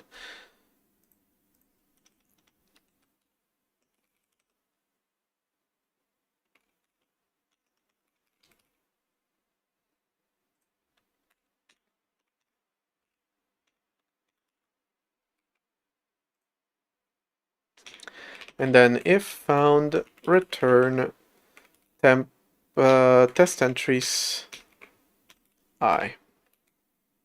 All right, so we're going to go through each component of these. Well, we're going to go through each of these options, and then we're going to go through each of the components of these options, which are split by this character, and we're going to check them against each of the components of these paths, making sure that they match at every step of the way, and if they don't, then we failed. All right, so parse path actually returns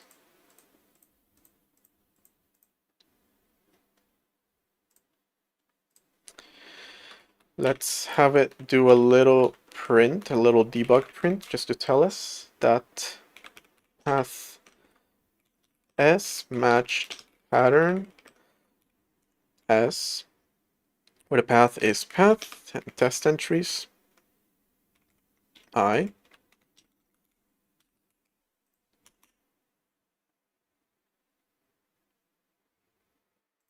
All right, so let's see. So this matched this, this matched this matched an ID, this matched an ID, this matched sort, this matched sort, this matched sort.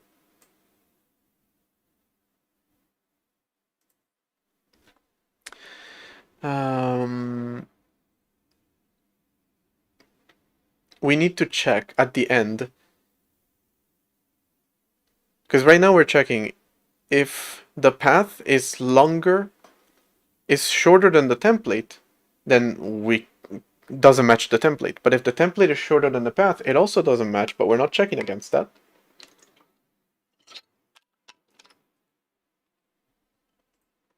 And frankly, just gonna be a little lazy.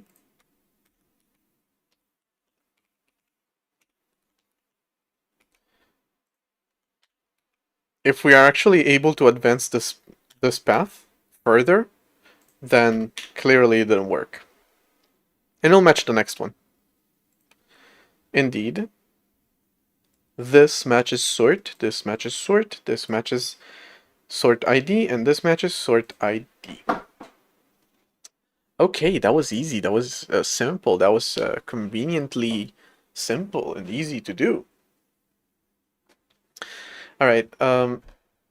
There's an ad break, so I'll be back in a couple minutes.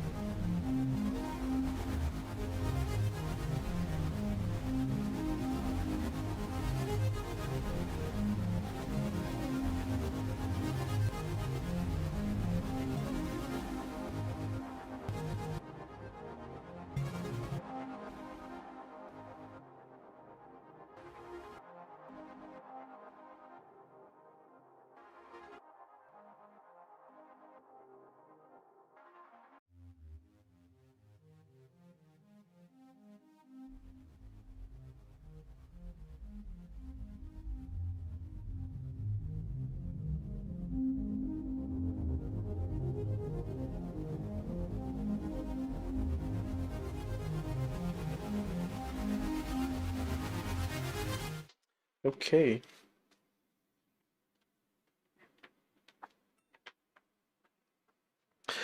All right. So we're doing some pattern matching. Surprisingly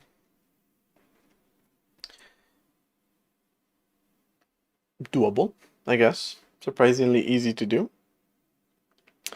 Now, pattern matching is all well and good,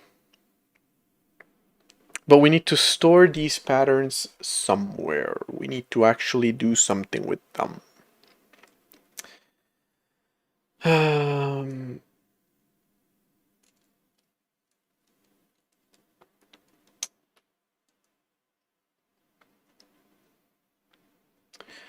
Essentially, right now my file system, if any of this was actually implemented in a file system and not just a test, well, yeah, my file system is supposed to be able to parse these kinds of paths into the patterns that they match, and it seems to do it quite well.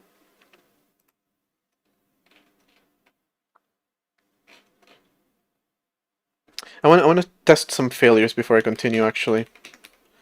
For example, test 0. Test exists, but it's not supposed to be a subdirectory, also for some. And what about test and the or 0 and then latest? So I expect these 3 to fail.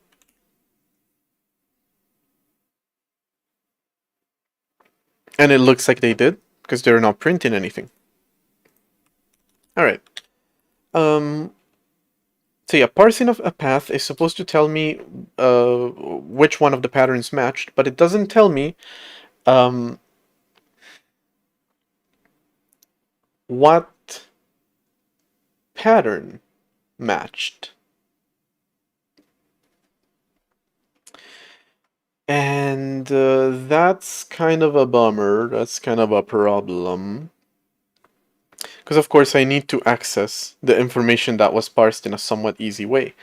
Again, the way that... I don't think they had an example for this, but the way that Express does it is... We got the...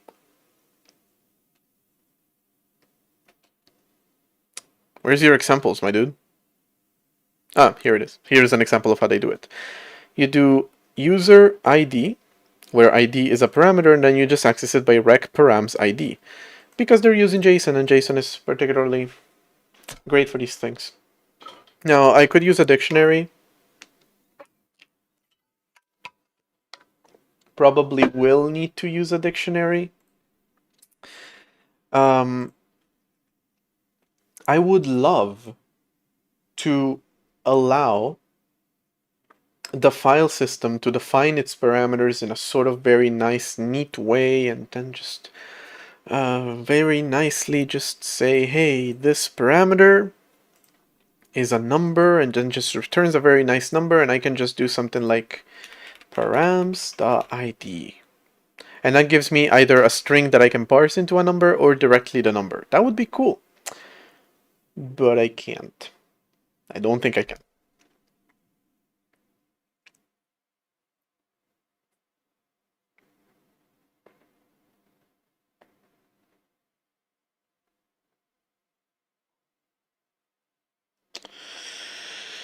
I don't think I can. I think I am going to have to use a dictionary that gets parsed.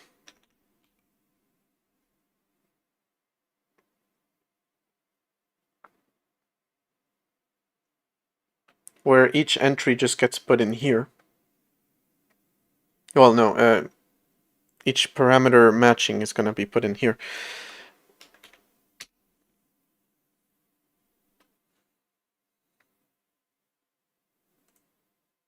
Yeah, I think that's what I'm going to have to do. And I'm just going to create a structure to help me with all this. It's going to be a path resolution, path resolution, path resolution. All right. which right now is just going to point me to the path and also to a hash map params.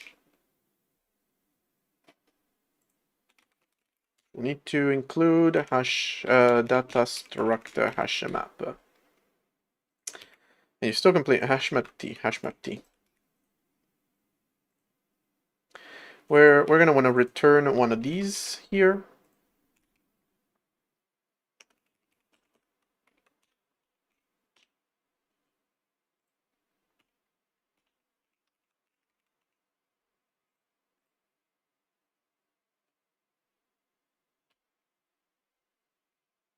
Now this is where it's going to get a little bit weird, because we're going to have to allocate the hash map. We could limit the capacity, honestly.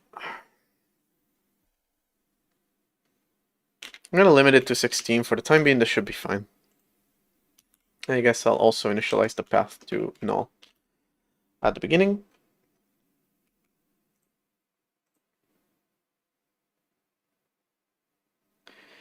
And then res path is actually test entries I.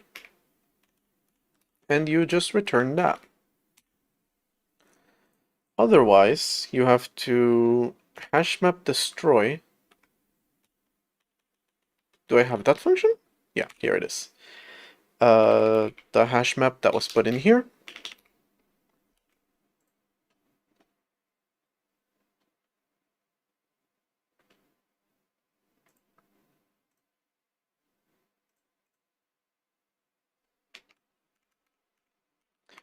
And then just change up this condition so that here it matches, it returns that.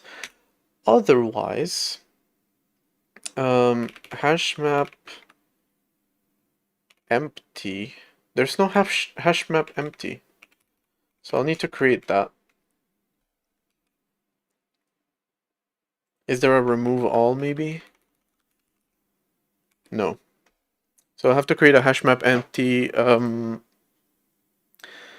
thing that just empties it out. But first is the actually pushing stuff into the hash map, which is res params, where the key is the template parameter plus 1, so we skip the colon, and length minus 1, since we don't have the colon, and then the value. Oh shit.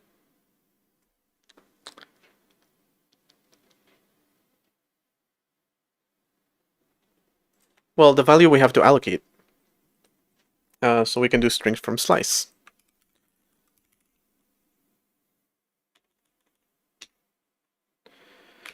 Path splitter current data. All right. So let me create this hash map empty function.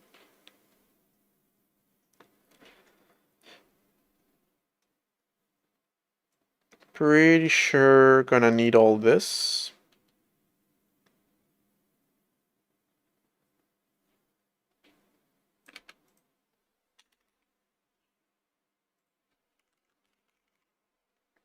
Let's see. If there's no map, no problem. Otherwise, just do a hash no.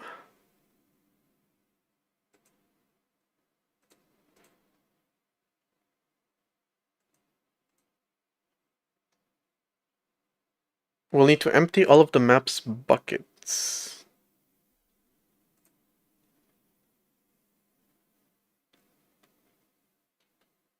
I'm going to admit I don't know how to work with hash maps.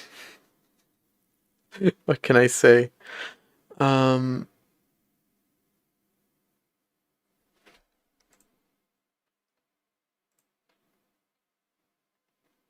the hash map obviously has buckets, and then it has...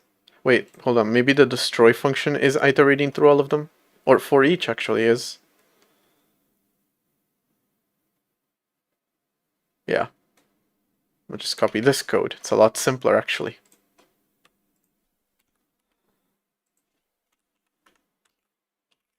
Empty. There we go. Where... Okay, it's a limited number of buckets. Capacity is just a number of buckets, so just iterate through that. Got it.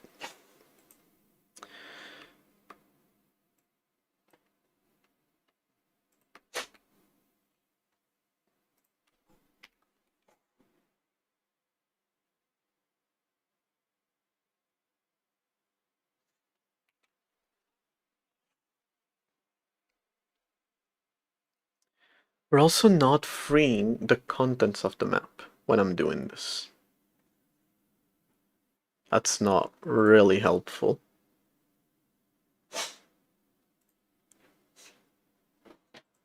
We can maybe...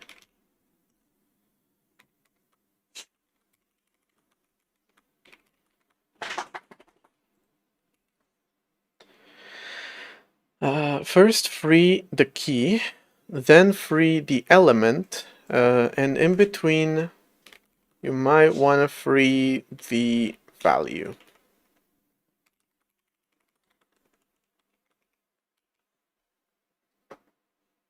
Alright.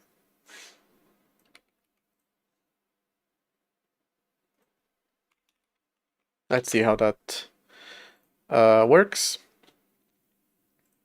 There is a case where this is happening, so... Also, I left a function there that I shouldn't have. This function pointer is no longer needed.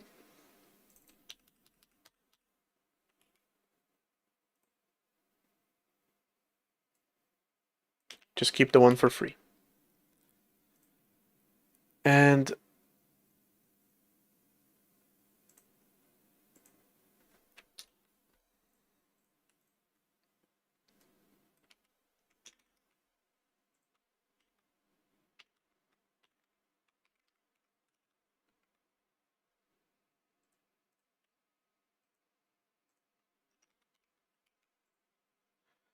just do that.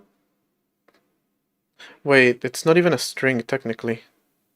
You can just call release on it. There. Right, that should be freeing the string properly and only returning values if necessary. Now I'm also going to create print args just so I can quickly test that this is working. Just path matched pattern.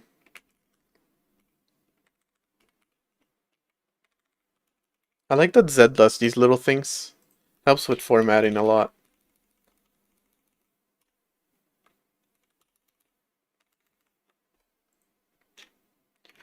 Hash map for each.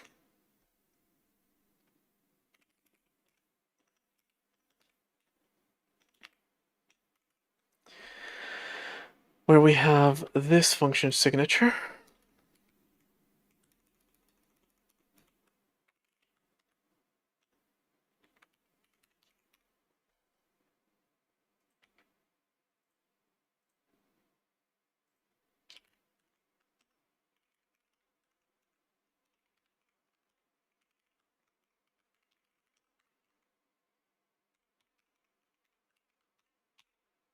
Alright, please work. Because it's been a while, and technically all we're doing is string manipulation, not exactly routing just yet. But we're getting there. We just need to plug it all together. And that's amazing. That's beautiful. Yeah, I'm gonna go with that didn't work.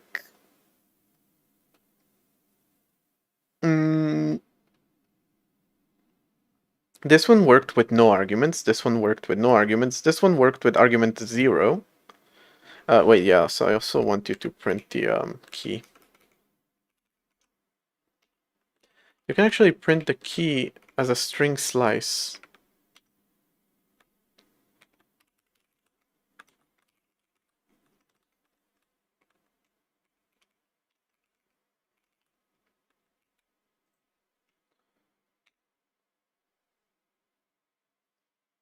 Still gonna crash.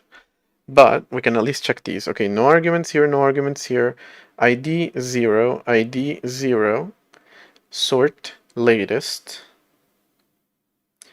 Latest matched pattern sort, sort latest. And then it crashes. I believe probably when destroying, because it seems to be crashing when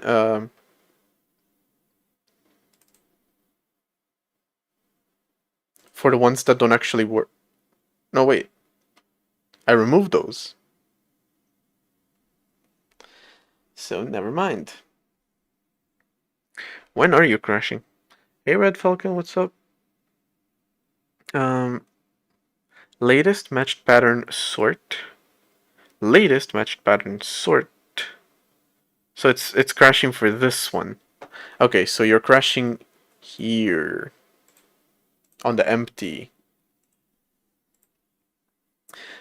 So high chance that actually empty was already freeing some stuff that I'm now freeing twice, because dead beef essentially means use after free. Or in this case, free after free, because I'm freeing three things. First off, I'm supposed to be freeing the key and length. Then I'm supposed to be calling the free on the value. And then I'm calling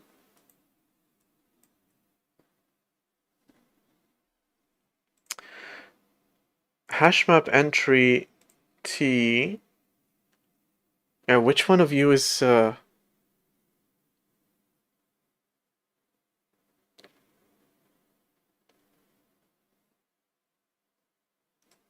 E next is not actually being freed, so the pointer to it should still be valid.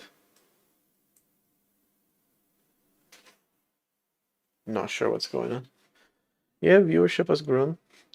File management system in which sense? Project files or file system for the operating system? Yo, Jester, what's up? Yo, Jester is busy. Not sure exactly which one of these is causing the issue. If the key length is bigger than this, and we're freeing the key. The key. I mean, most likely it's gonna be this. Why do we get stuck on this thing sometimes? It's not that. Okay. Interesting. Oh yeah, I'm still working on that. I'm making a routing system for it, so I can define complex file system structures. Oh,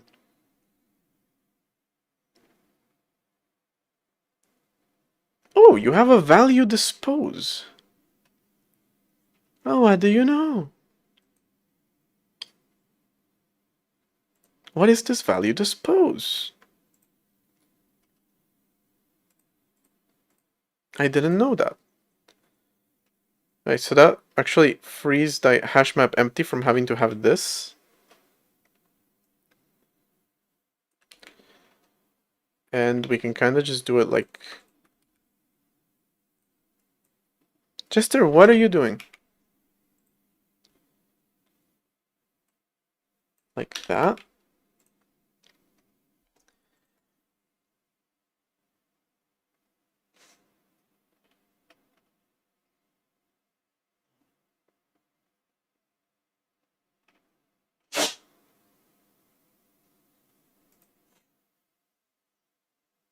Okay.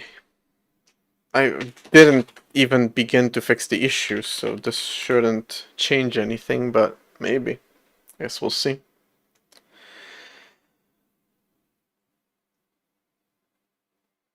I love that whenever you change a header file, it recompiles like half the library for some reason.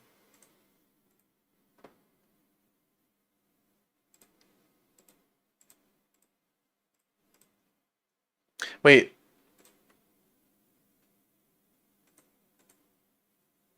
No, I didn't leave code in here too. Alright, we're gonna have to... do some prints here.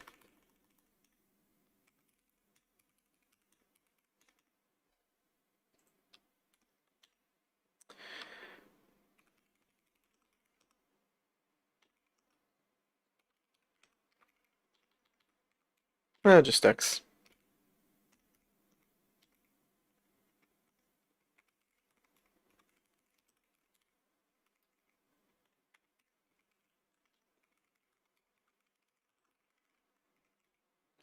I wonder if it's just this and it's just a bug inside the hash map, which so far I haven't freed. I'm not sure. Bye, Red Center. Frame value, free entry, and then, yeah, immediately. Should all be getting freed, I believe, and then it goes to the next one.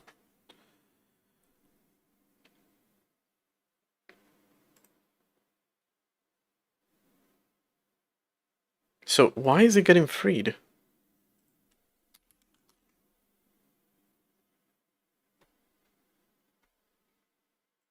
Yeah, it's this.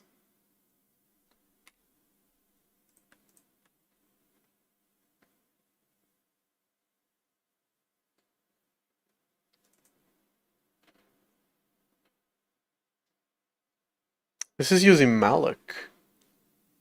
Damn. That is old. Malloc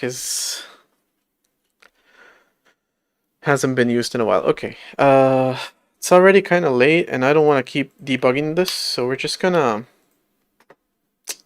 not free that. And just keep testing.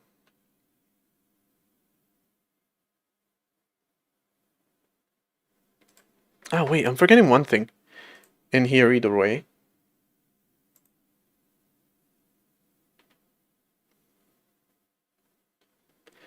When you empty, the map's size is supposed to go to 0.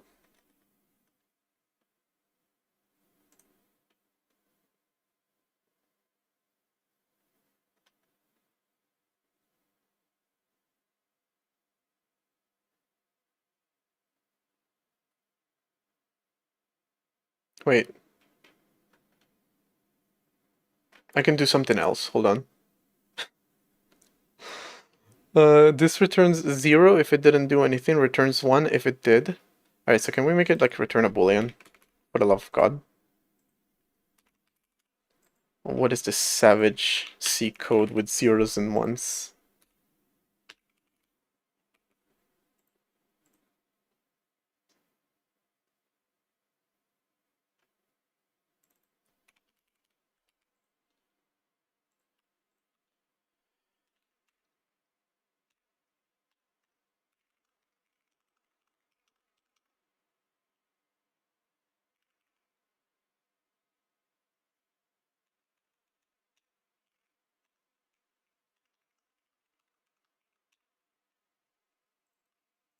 Let me just hold the size.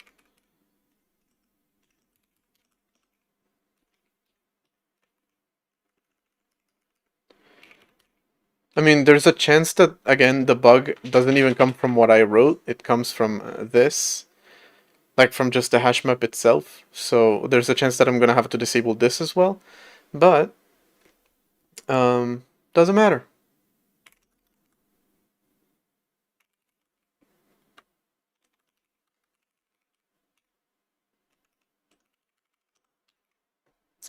Alright, a hash map remove takes the map.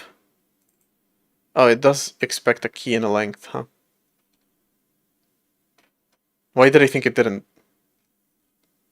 That was stupid, what the hell?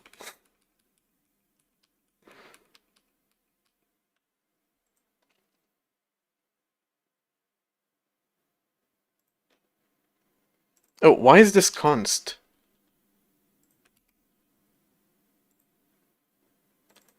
It's an empty function. Oh, the other one was a for each, so it wasn't supposed to modify, but this one is. So, yeah, there we have it.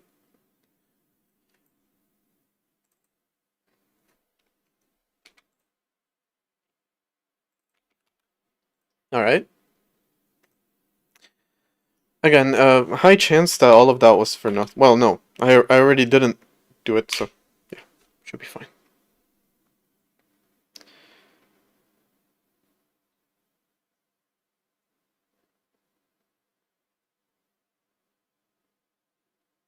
I really need to understand why it gets stuck on that command. Okay, looks good, but again, there's still a double value here that I don't want. I'm not freeing it properly.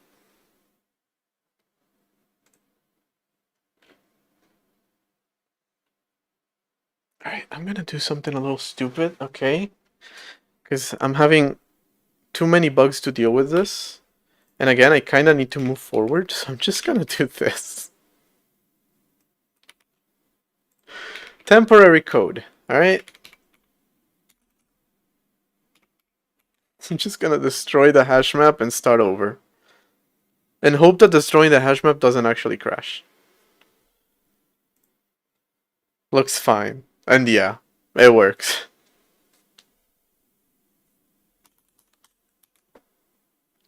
I'll have to fix that. Actually, long overdue for checking a lot of these types and getting rid of the malloc calls, replacing them with zalloc, and then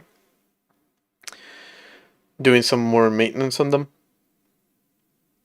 So maybe I'll need to start with a hash map to make sure that this works. Alright, so I'm going to leave a little to do here.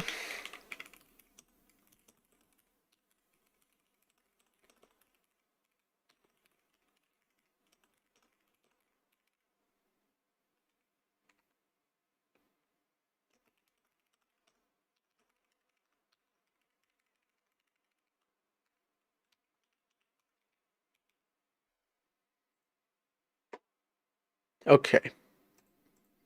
And we're good. We're now managing to match a path to an entry and getting the parameters from it.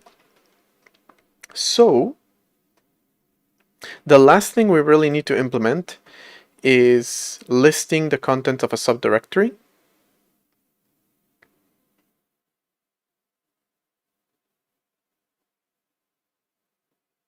Do I really need to have a special function for that here?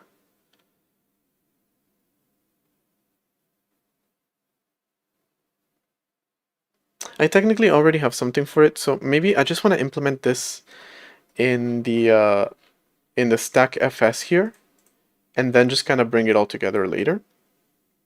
All right, so you don't use test entries anymore. So that is going to have to change. And actually, the path resolution doesn't return char anymore either. It now returns one of these entries, which is a module file. Is it a module file? Hey, Tony.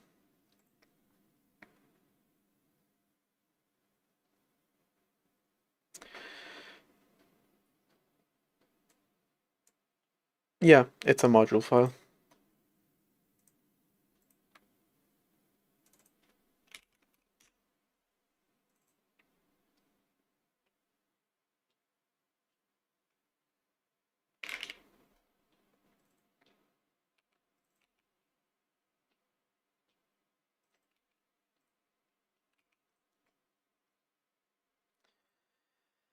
And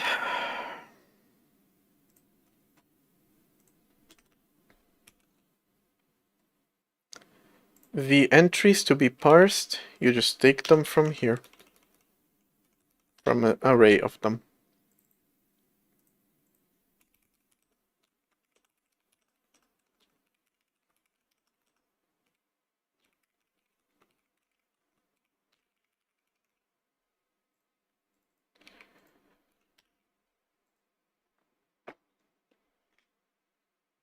There we go again with the size. We're gonna need the entries path, which we get from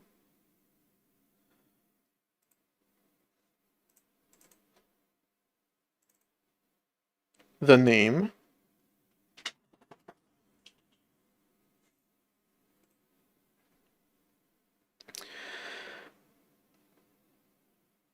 stack get module.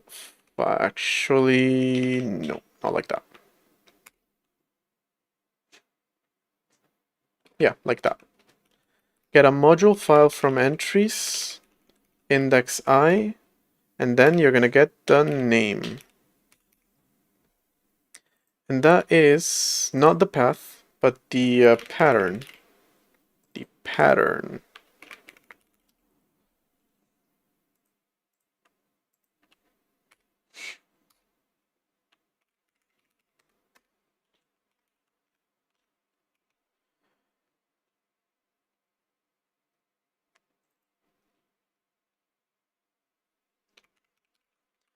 It's actually just stack get.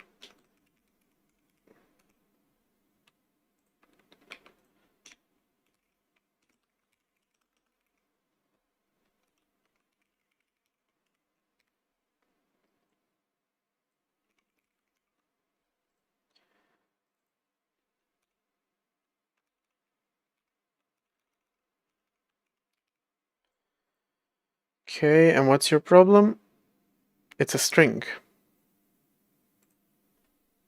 That's not a problem. We're just gonna do it like this. All right. So now it's gonna return a path resolution, and of course, you all will not work anymore. So instead,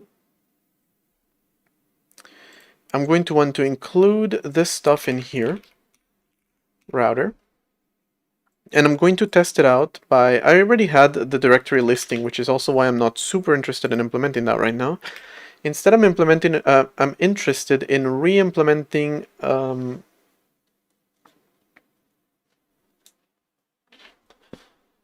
this thing, the stat for my directory,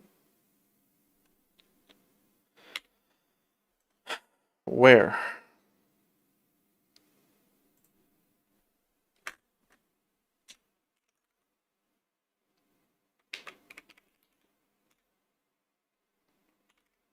here we do want to have the path normalization. Did I keep that function? No, I didn't. And none of this is in Git yet, so.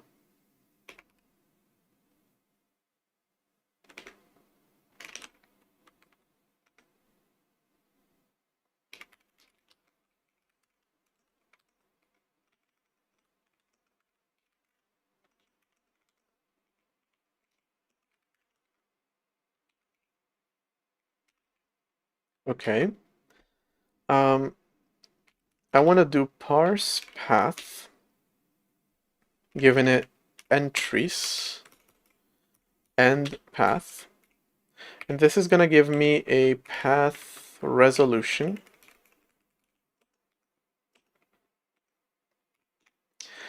Then, based on this,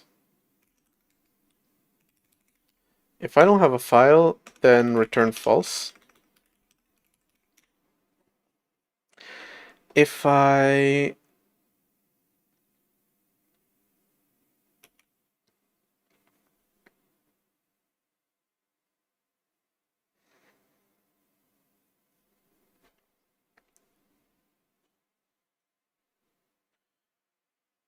I'm thinking, should I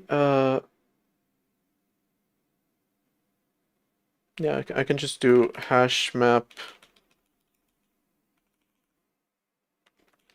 size for the resolution params. If there aren't any parameters, then I can just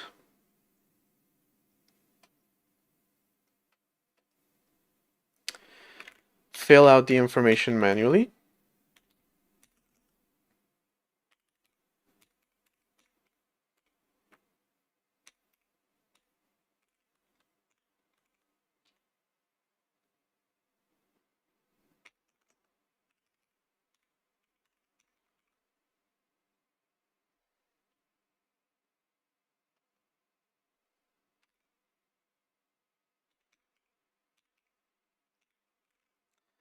Which is the type, stat, and data type, which we can actually get from here, file data type. Otherwise, we are supposed to check parameters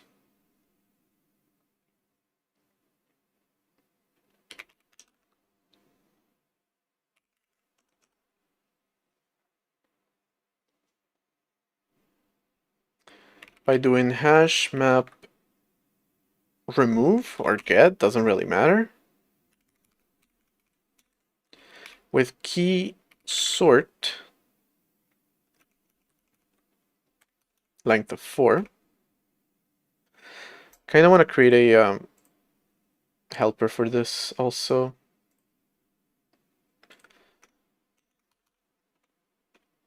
Static inline hash map get string const hash map t map const char string, which just returns map string. Maybe using the word string is not the best. str strlen str. And I forgot to give it a return type, which is void pointer.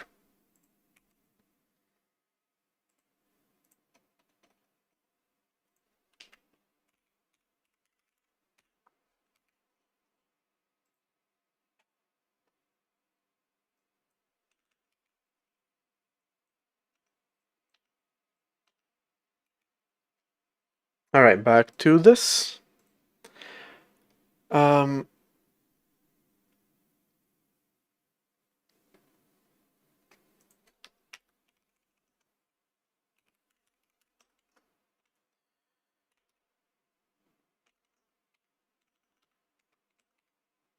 If latest has a value, then we're supposed to invert the entry that we're requiring.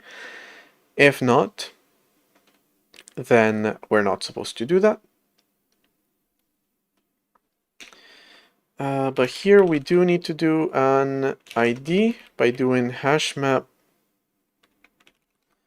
get string. Also, I forgot to do the string here. Resolution params, and the string be an ID. If there is no ID, we return false.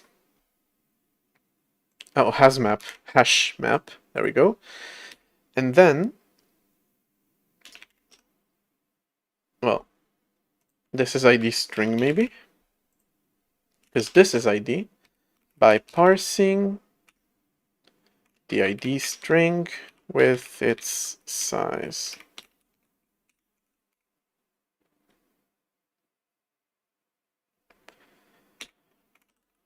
And if latest, then ID equals to stack count. What's the name of the count? The data minus ID. So we invert it.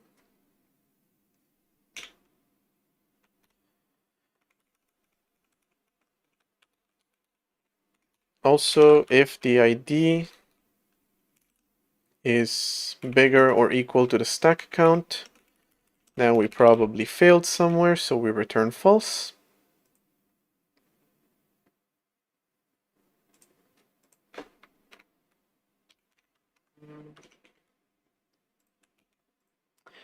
And finally, we get our buffer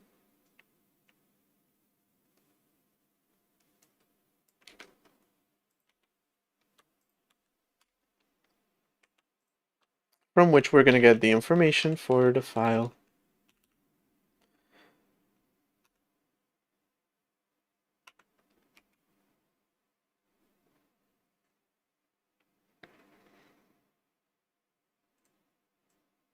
But we get it from ID. Now the data type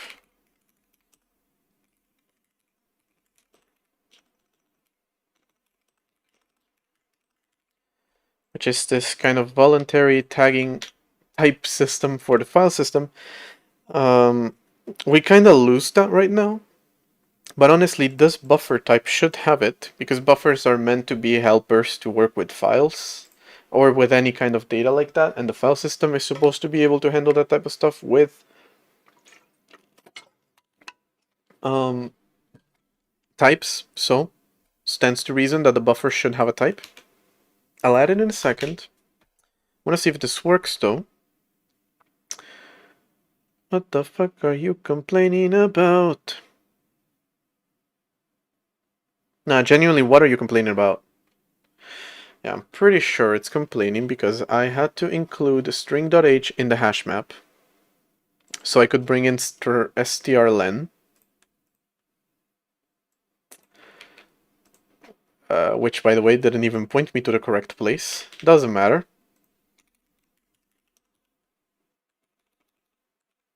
What an ugly syntax. Jesus Christ. Well, libc never fails to disappoint. Okay, what are we complaining about now? Text draw? String.h.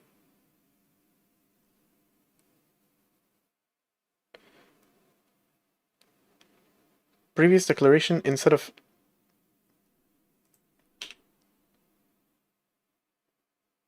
Buddy, what?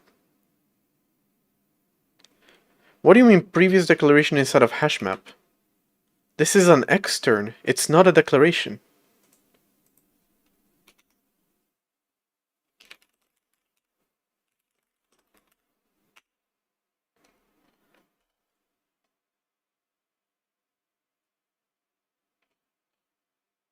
All because I made this damn helper. Hold on. Christ. Alright. Lesson learned.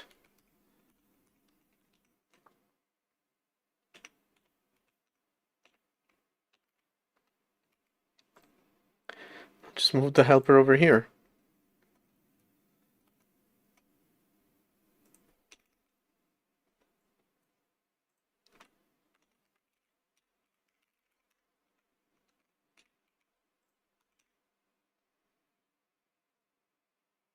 Why are you still complaining about string.h?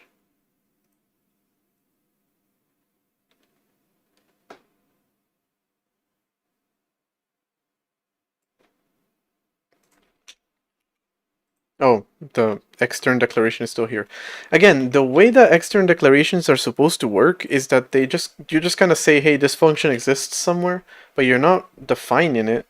So why I'm getting a double function declaration error, I have no idea, but whatever. Probably C++ compiler complaining somewhere. I don't even want to know. Anyway, now that we have this routing implemented properly, we now just have a panic for no reason. What else are you complaining about? Oh my god. How is it an undefined symbol? How did my function go from being declared twice to never being declared? How did this happen? Why am I having trouble with strlen? This is ridiculous. It's a function that I've implemented in a million different places.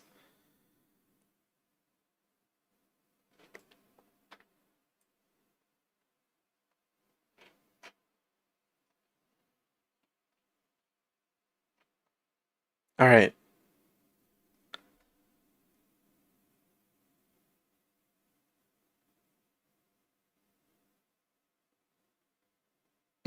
What are you complaining about?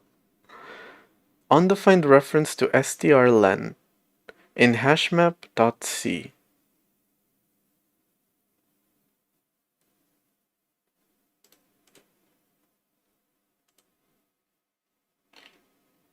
Which is in string.h. Is this the wrong path maybe? Yep.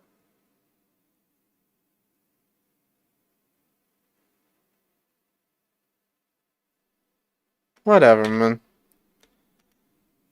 Anyway. Yeah, failed to get info for clipboard. So there is something here didn't work. It didn't parse. Oh yeah, I forgot to actually have this one as a...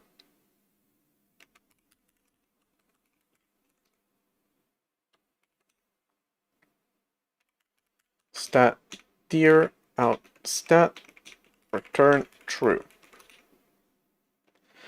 Looking up at the mice are mostly this on Android. Can you even do it on iOS and Apple TV? Probably not. Okay. Okay. It seems to be finding them. It didn't find it for latest, funnily enough. Latest didn't match. This didn't match. This, and this did. Oh, the reason it didn't match is because I forgot a return here, which I'm filling out the data, and then one of these fails, which returns false. This is actually returned true. Those two don't have no, latest has a parameter. I don't know, let me see. Alright, this is back at least. And it actually has the right information. Although that's still pretty hard-coded. Latest, I don't know what's happening with you.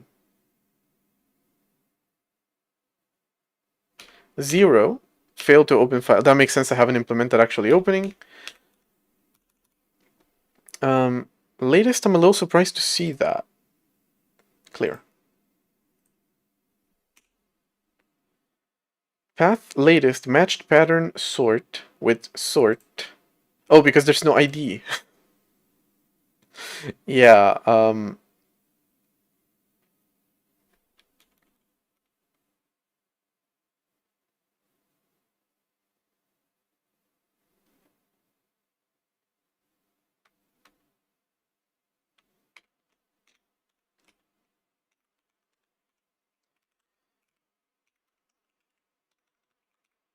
stat turn true. Alright, let's see.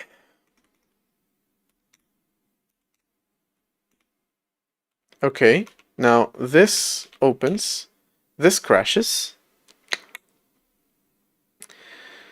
Then again, that's not using the latest and greatest, ironically enough.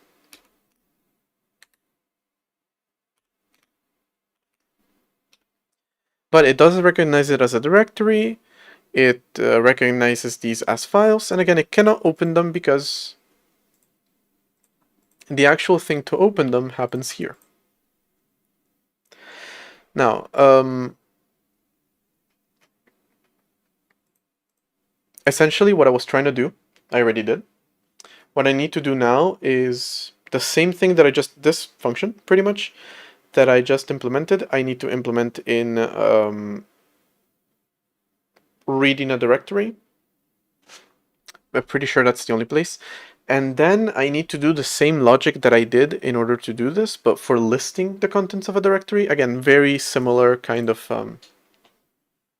logic.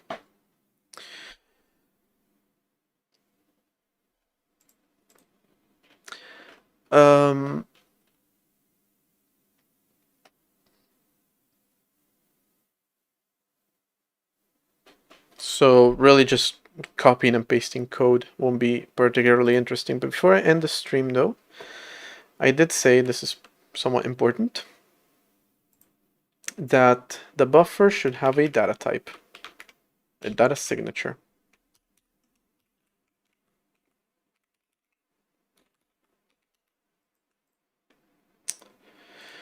Where did I implement this data signature shit?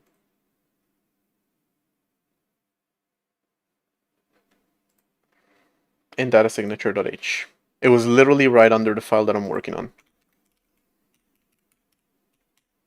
And the buffer itself won't do anything with this information, but when we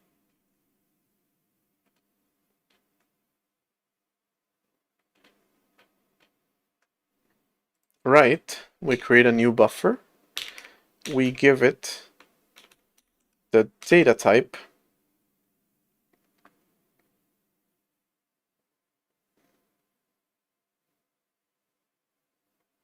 from the file descriptor, I believe. Yep. And when we're doing stat, the data type, get rid of that to do, the data type comes from the buffer data type. Maybe now it'll show text data type if everything is working correctly. It isn't.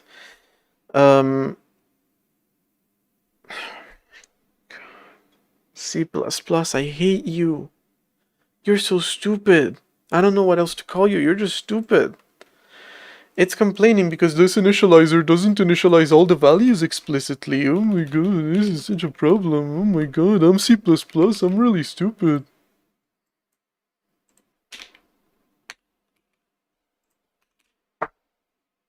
Just add 2 lines of code that do absolutely nothing. Come on, man. Fuck off. Alright, and it marks them as text. This one should have also done it. It does not. I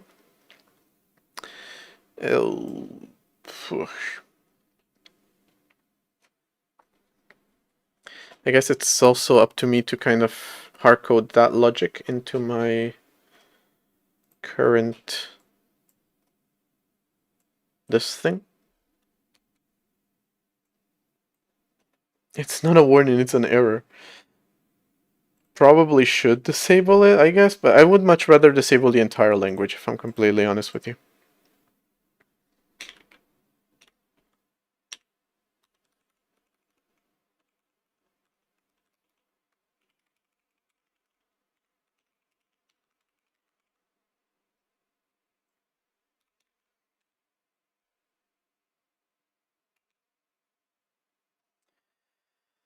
Um,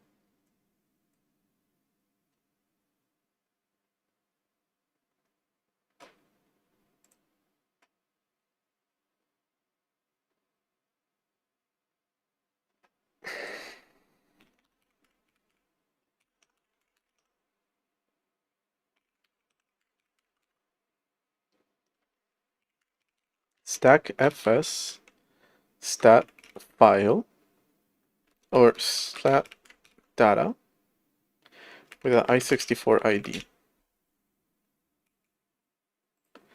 Right, you just go and the fs stat. That shit, like that.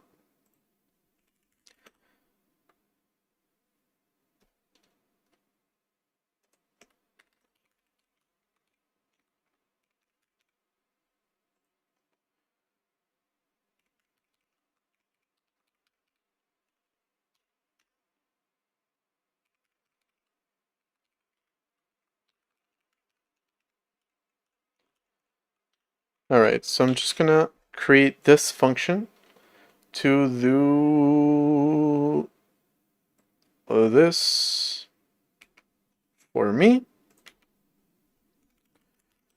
Return true, unless the buffer is null, which by the way I'm not checking for.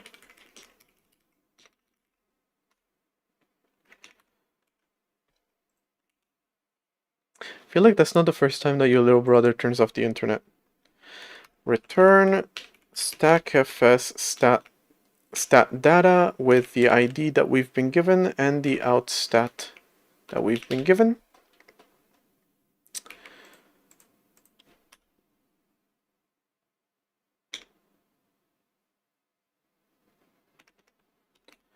Alright, so this file gets the latest information. And again, because this one has hard-coded information for getting data from the file, works pretty well.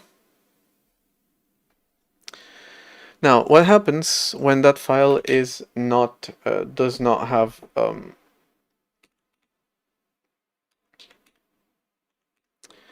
yeah, when there's nothing in the clipboard, this file is just shown as empty, nothing inside of it. Cool. I feel like blocking MAC addresses does not protect you from physical attacks.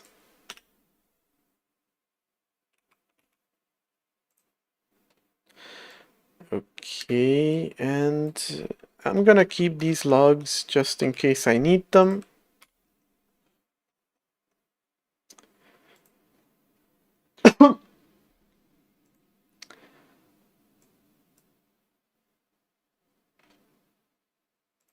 And also turn that off. And yeah, okay, final thing is this match param thing.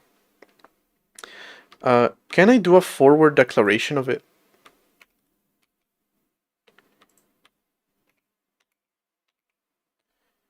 Where I just say it exists here, maybe as extern, and then I actually declare it here. Follows non-static declaration. Can I do static extern? No. Can I do this? Okay, this works. I can do a forward declaration with static. I didn't know that. Which means I do a forward declaration here, I use it in this header file, then the entire thing gets imported. Bada bing, bada boom, the function is actually declared here.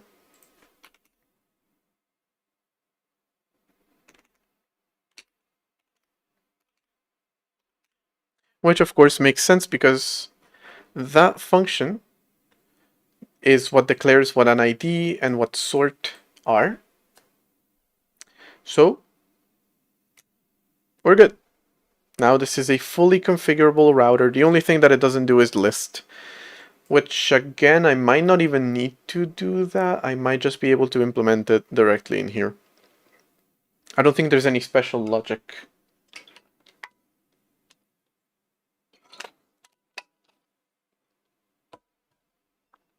All right, so everything from now on is just boilerplate, just writing the same code that I wrote here in a bunch of other places for reading and writing files that don't really exist. All of these were actually already virtual files, but now they're virtual files, because before they were virtual files in the sense that they don't exist on any drive, but they are declared in the file system with this module file thing that I've referred to in a few places. They have one of these, but now they're virtual files because they don't even have one of these. This matches a template, and then using the arguments I get the actual contents, which is a buffer, not a file. Oh well. You don't need any keywords for function declarations? No, that's true. Just I'm using static just because like you can import this in multiple places and then you can have multiple declarations. Like that can be a problem. Because like this VFS, for example, I'm using this header in multiple places and each of them has their own implementation. So that's kind of what I mean. All right. Well, that's going to be the end. Since everything from now on is just going to be boilerplate that I honestly don't feel like writing at almost midnight on a Monday. So I'm going to end the stream here. I'm going to not do file system stuff until Friday. I don't know what I'm going to work on Friday, because that's the end of an era. I think I'm going to enjoy the benefits of all the hard work that I've put into the file system, and I'm going to be able to expand it quite a lot. Since even though I have somewhat expanded it quite a lot, since all of the blue things here, and even this, and this, and this, are fully defined file system modules, they're much more simplified than I want them to be. Like I said, actually, the language right now only supports one project and no programming languages, but still, if it did, it would only support one. Now I can make more complicated stuff now that I have parameters. But, again, gonna enjoy the benefits of that on Friday. Maybe. Unless I come up with something better to do, I guess. But, anyway, thank you so much for watching, everybody. I'm gonna stream again on Friday. I don't think I'm gonna stream in between. So yeah, Friday at 8:30 Central European time and 7:30 UK time. There's an ad starting in 1 minute, so I'm going to end the stream quickly. Thank you so much for watching. I'll see you then.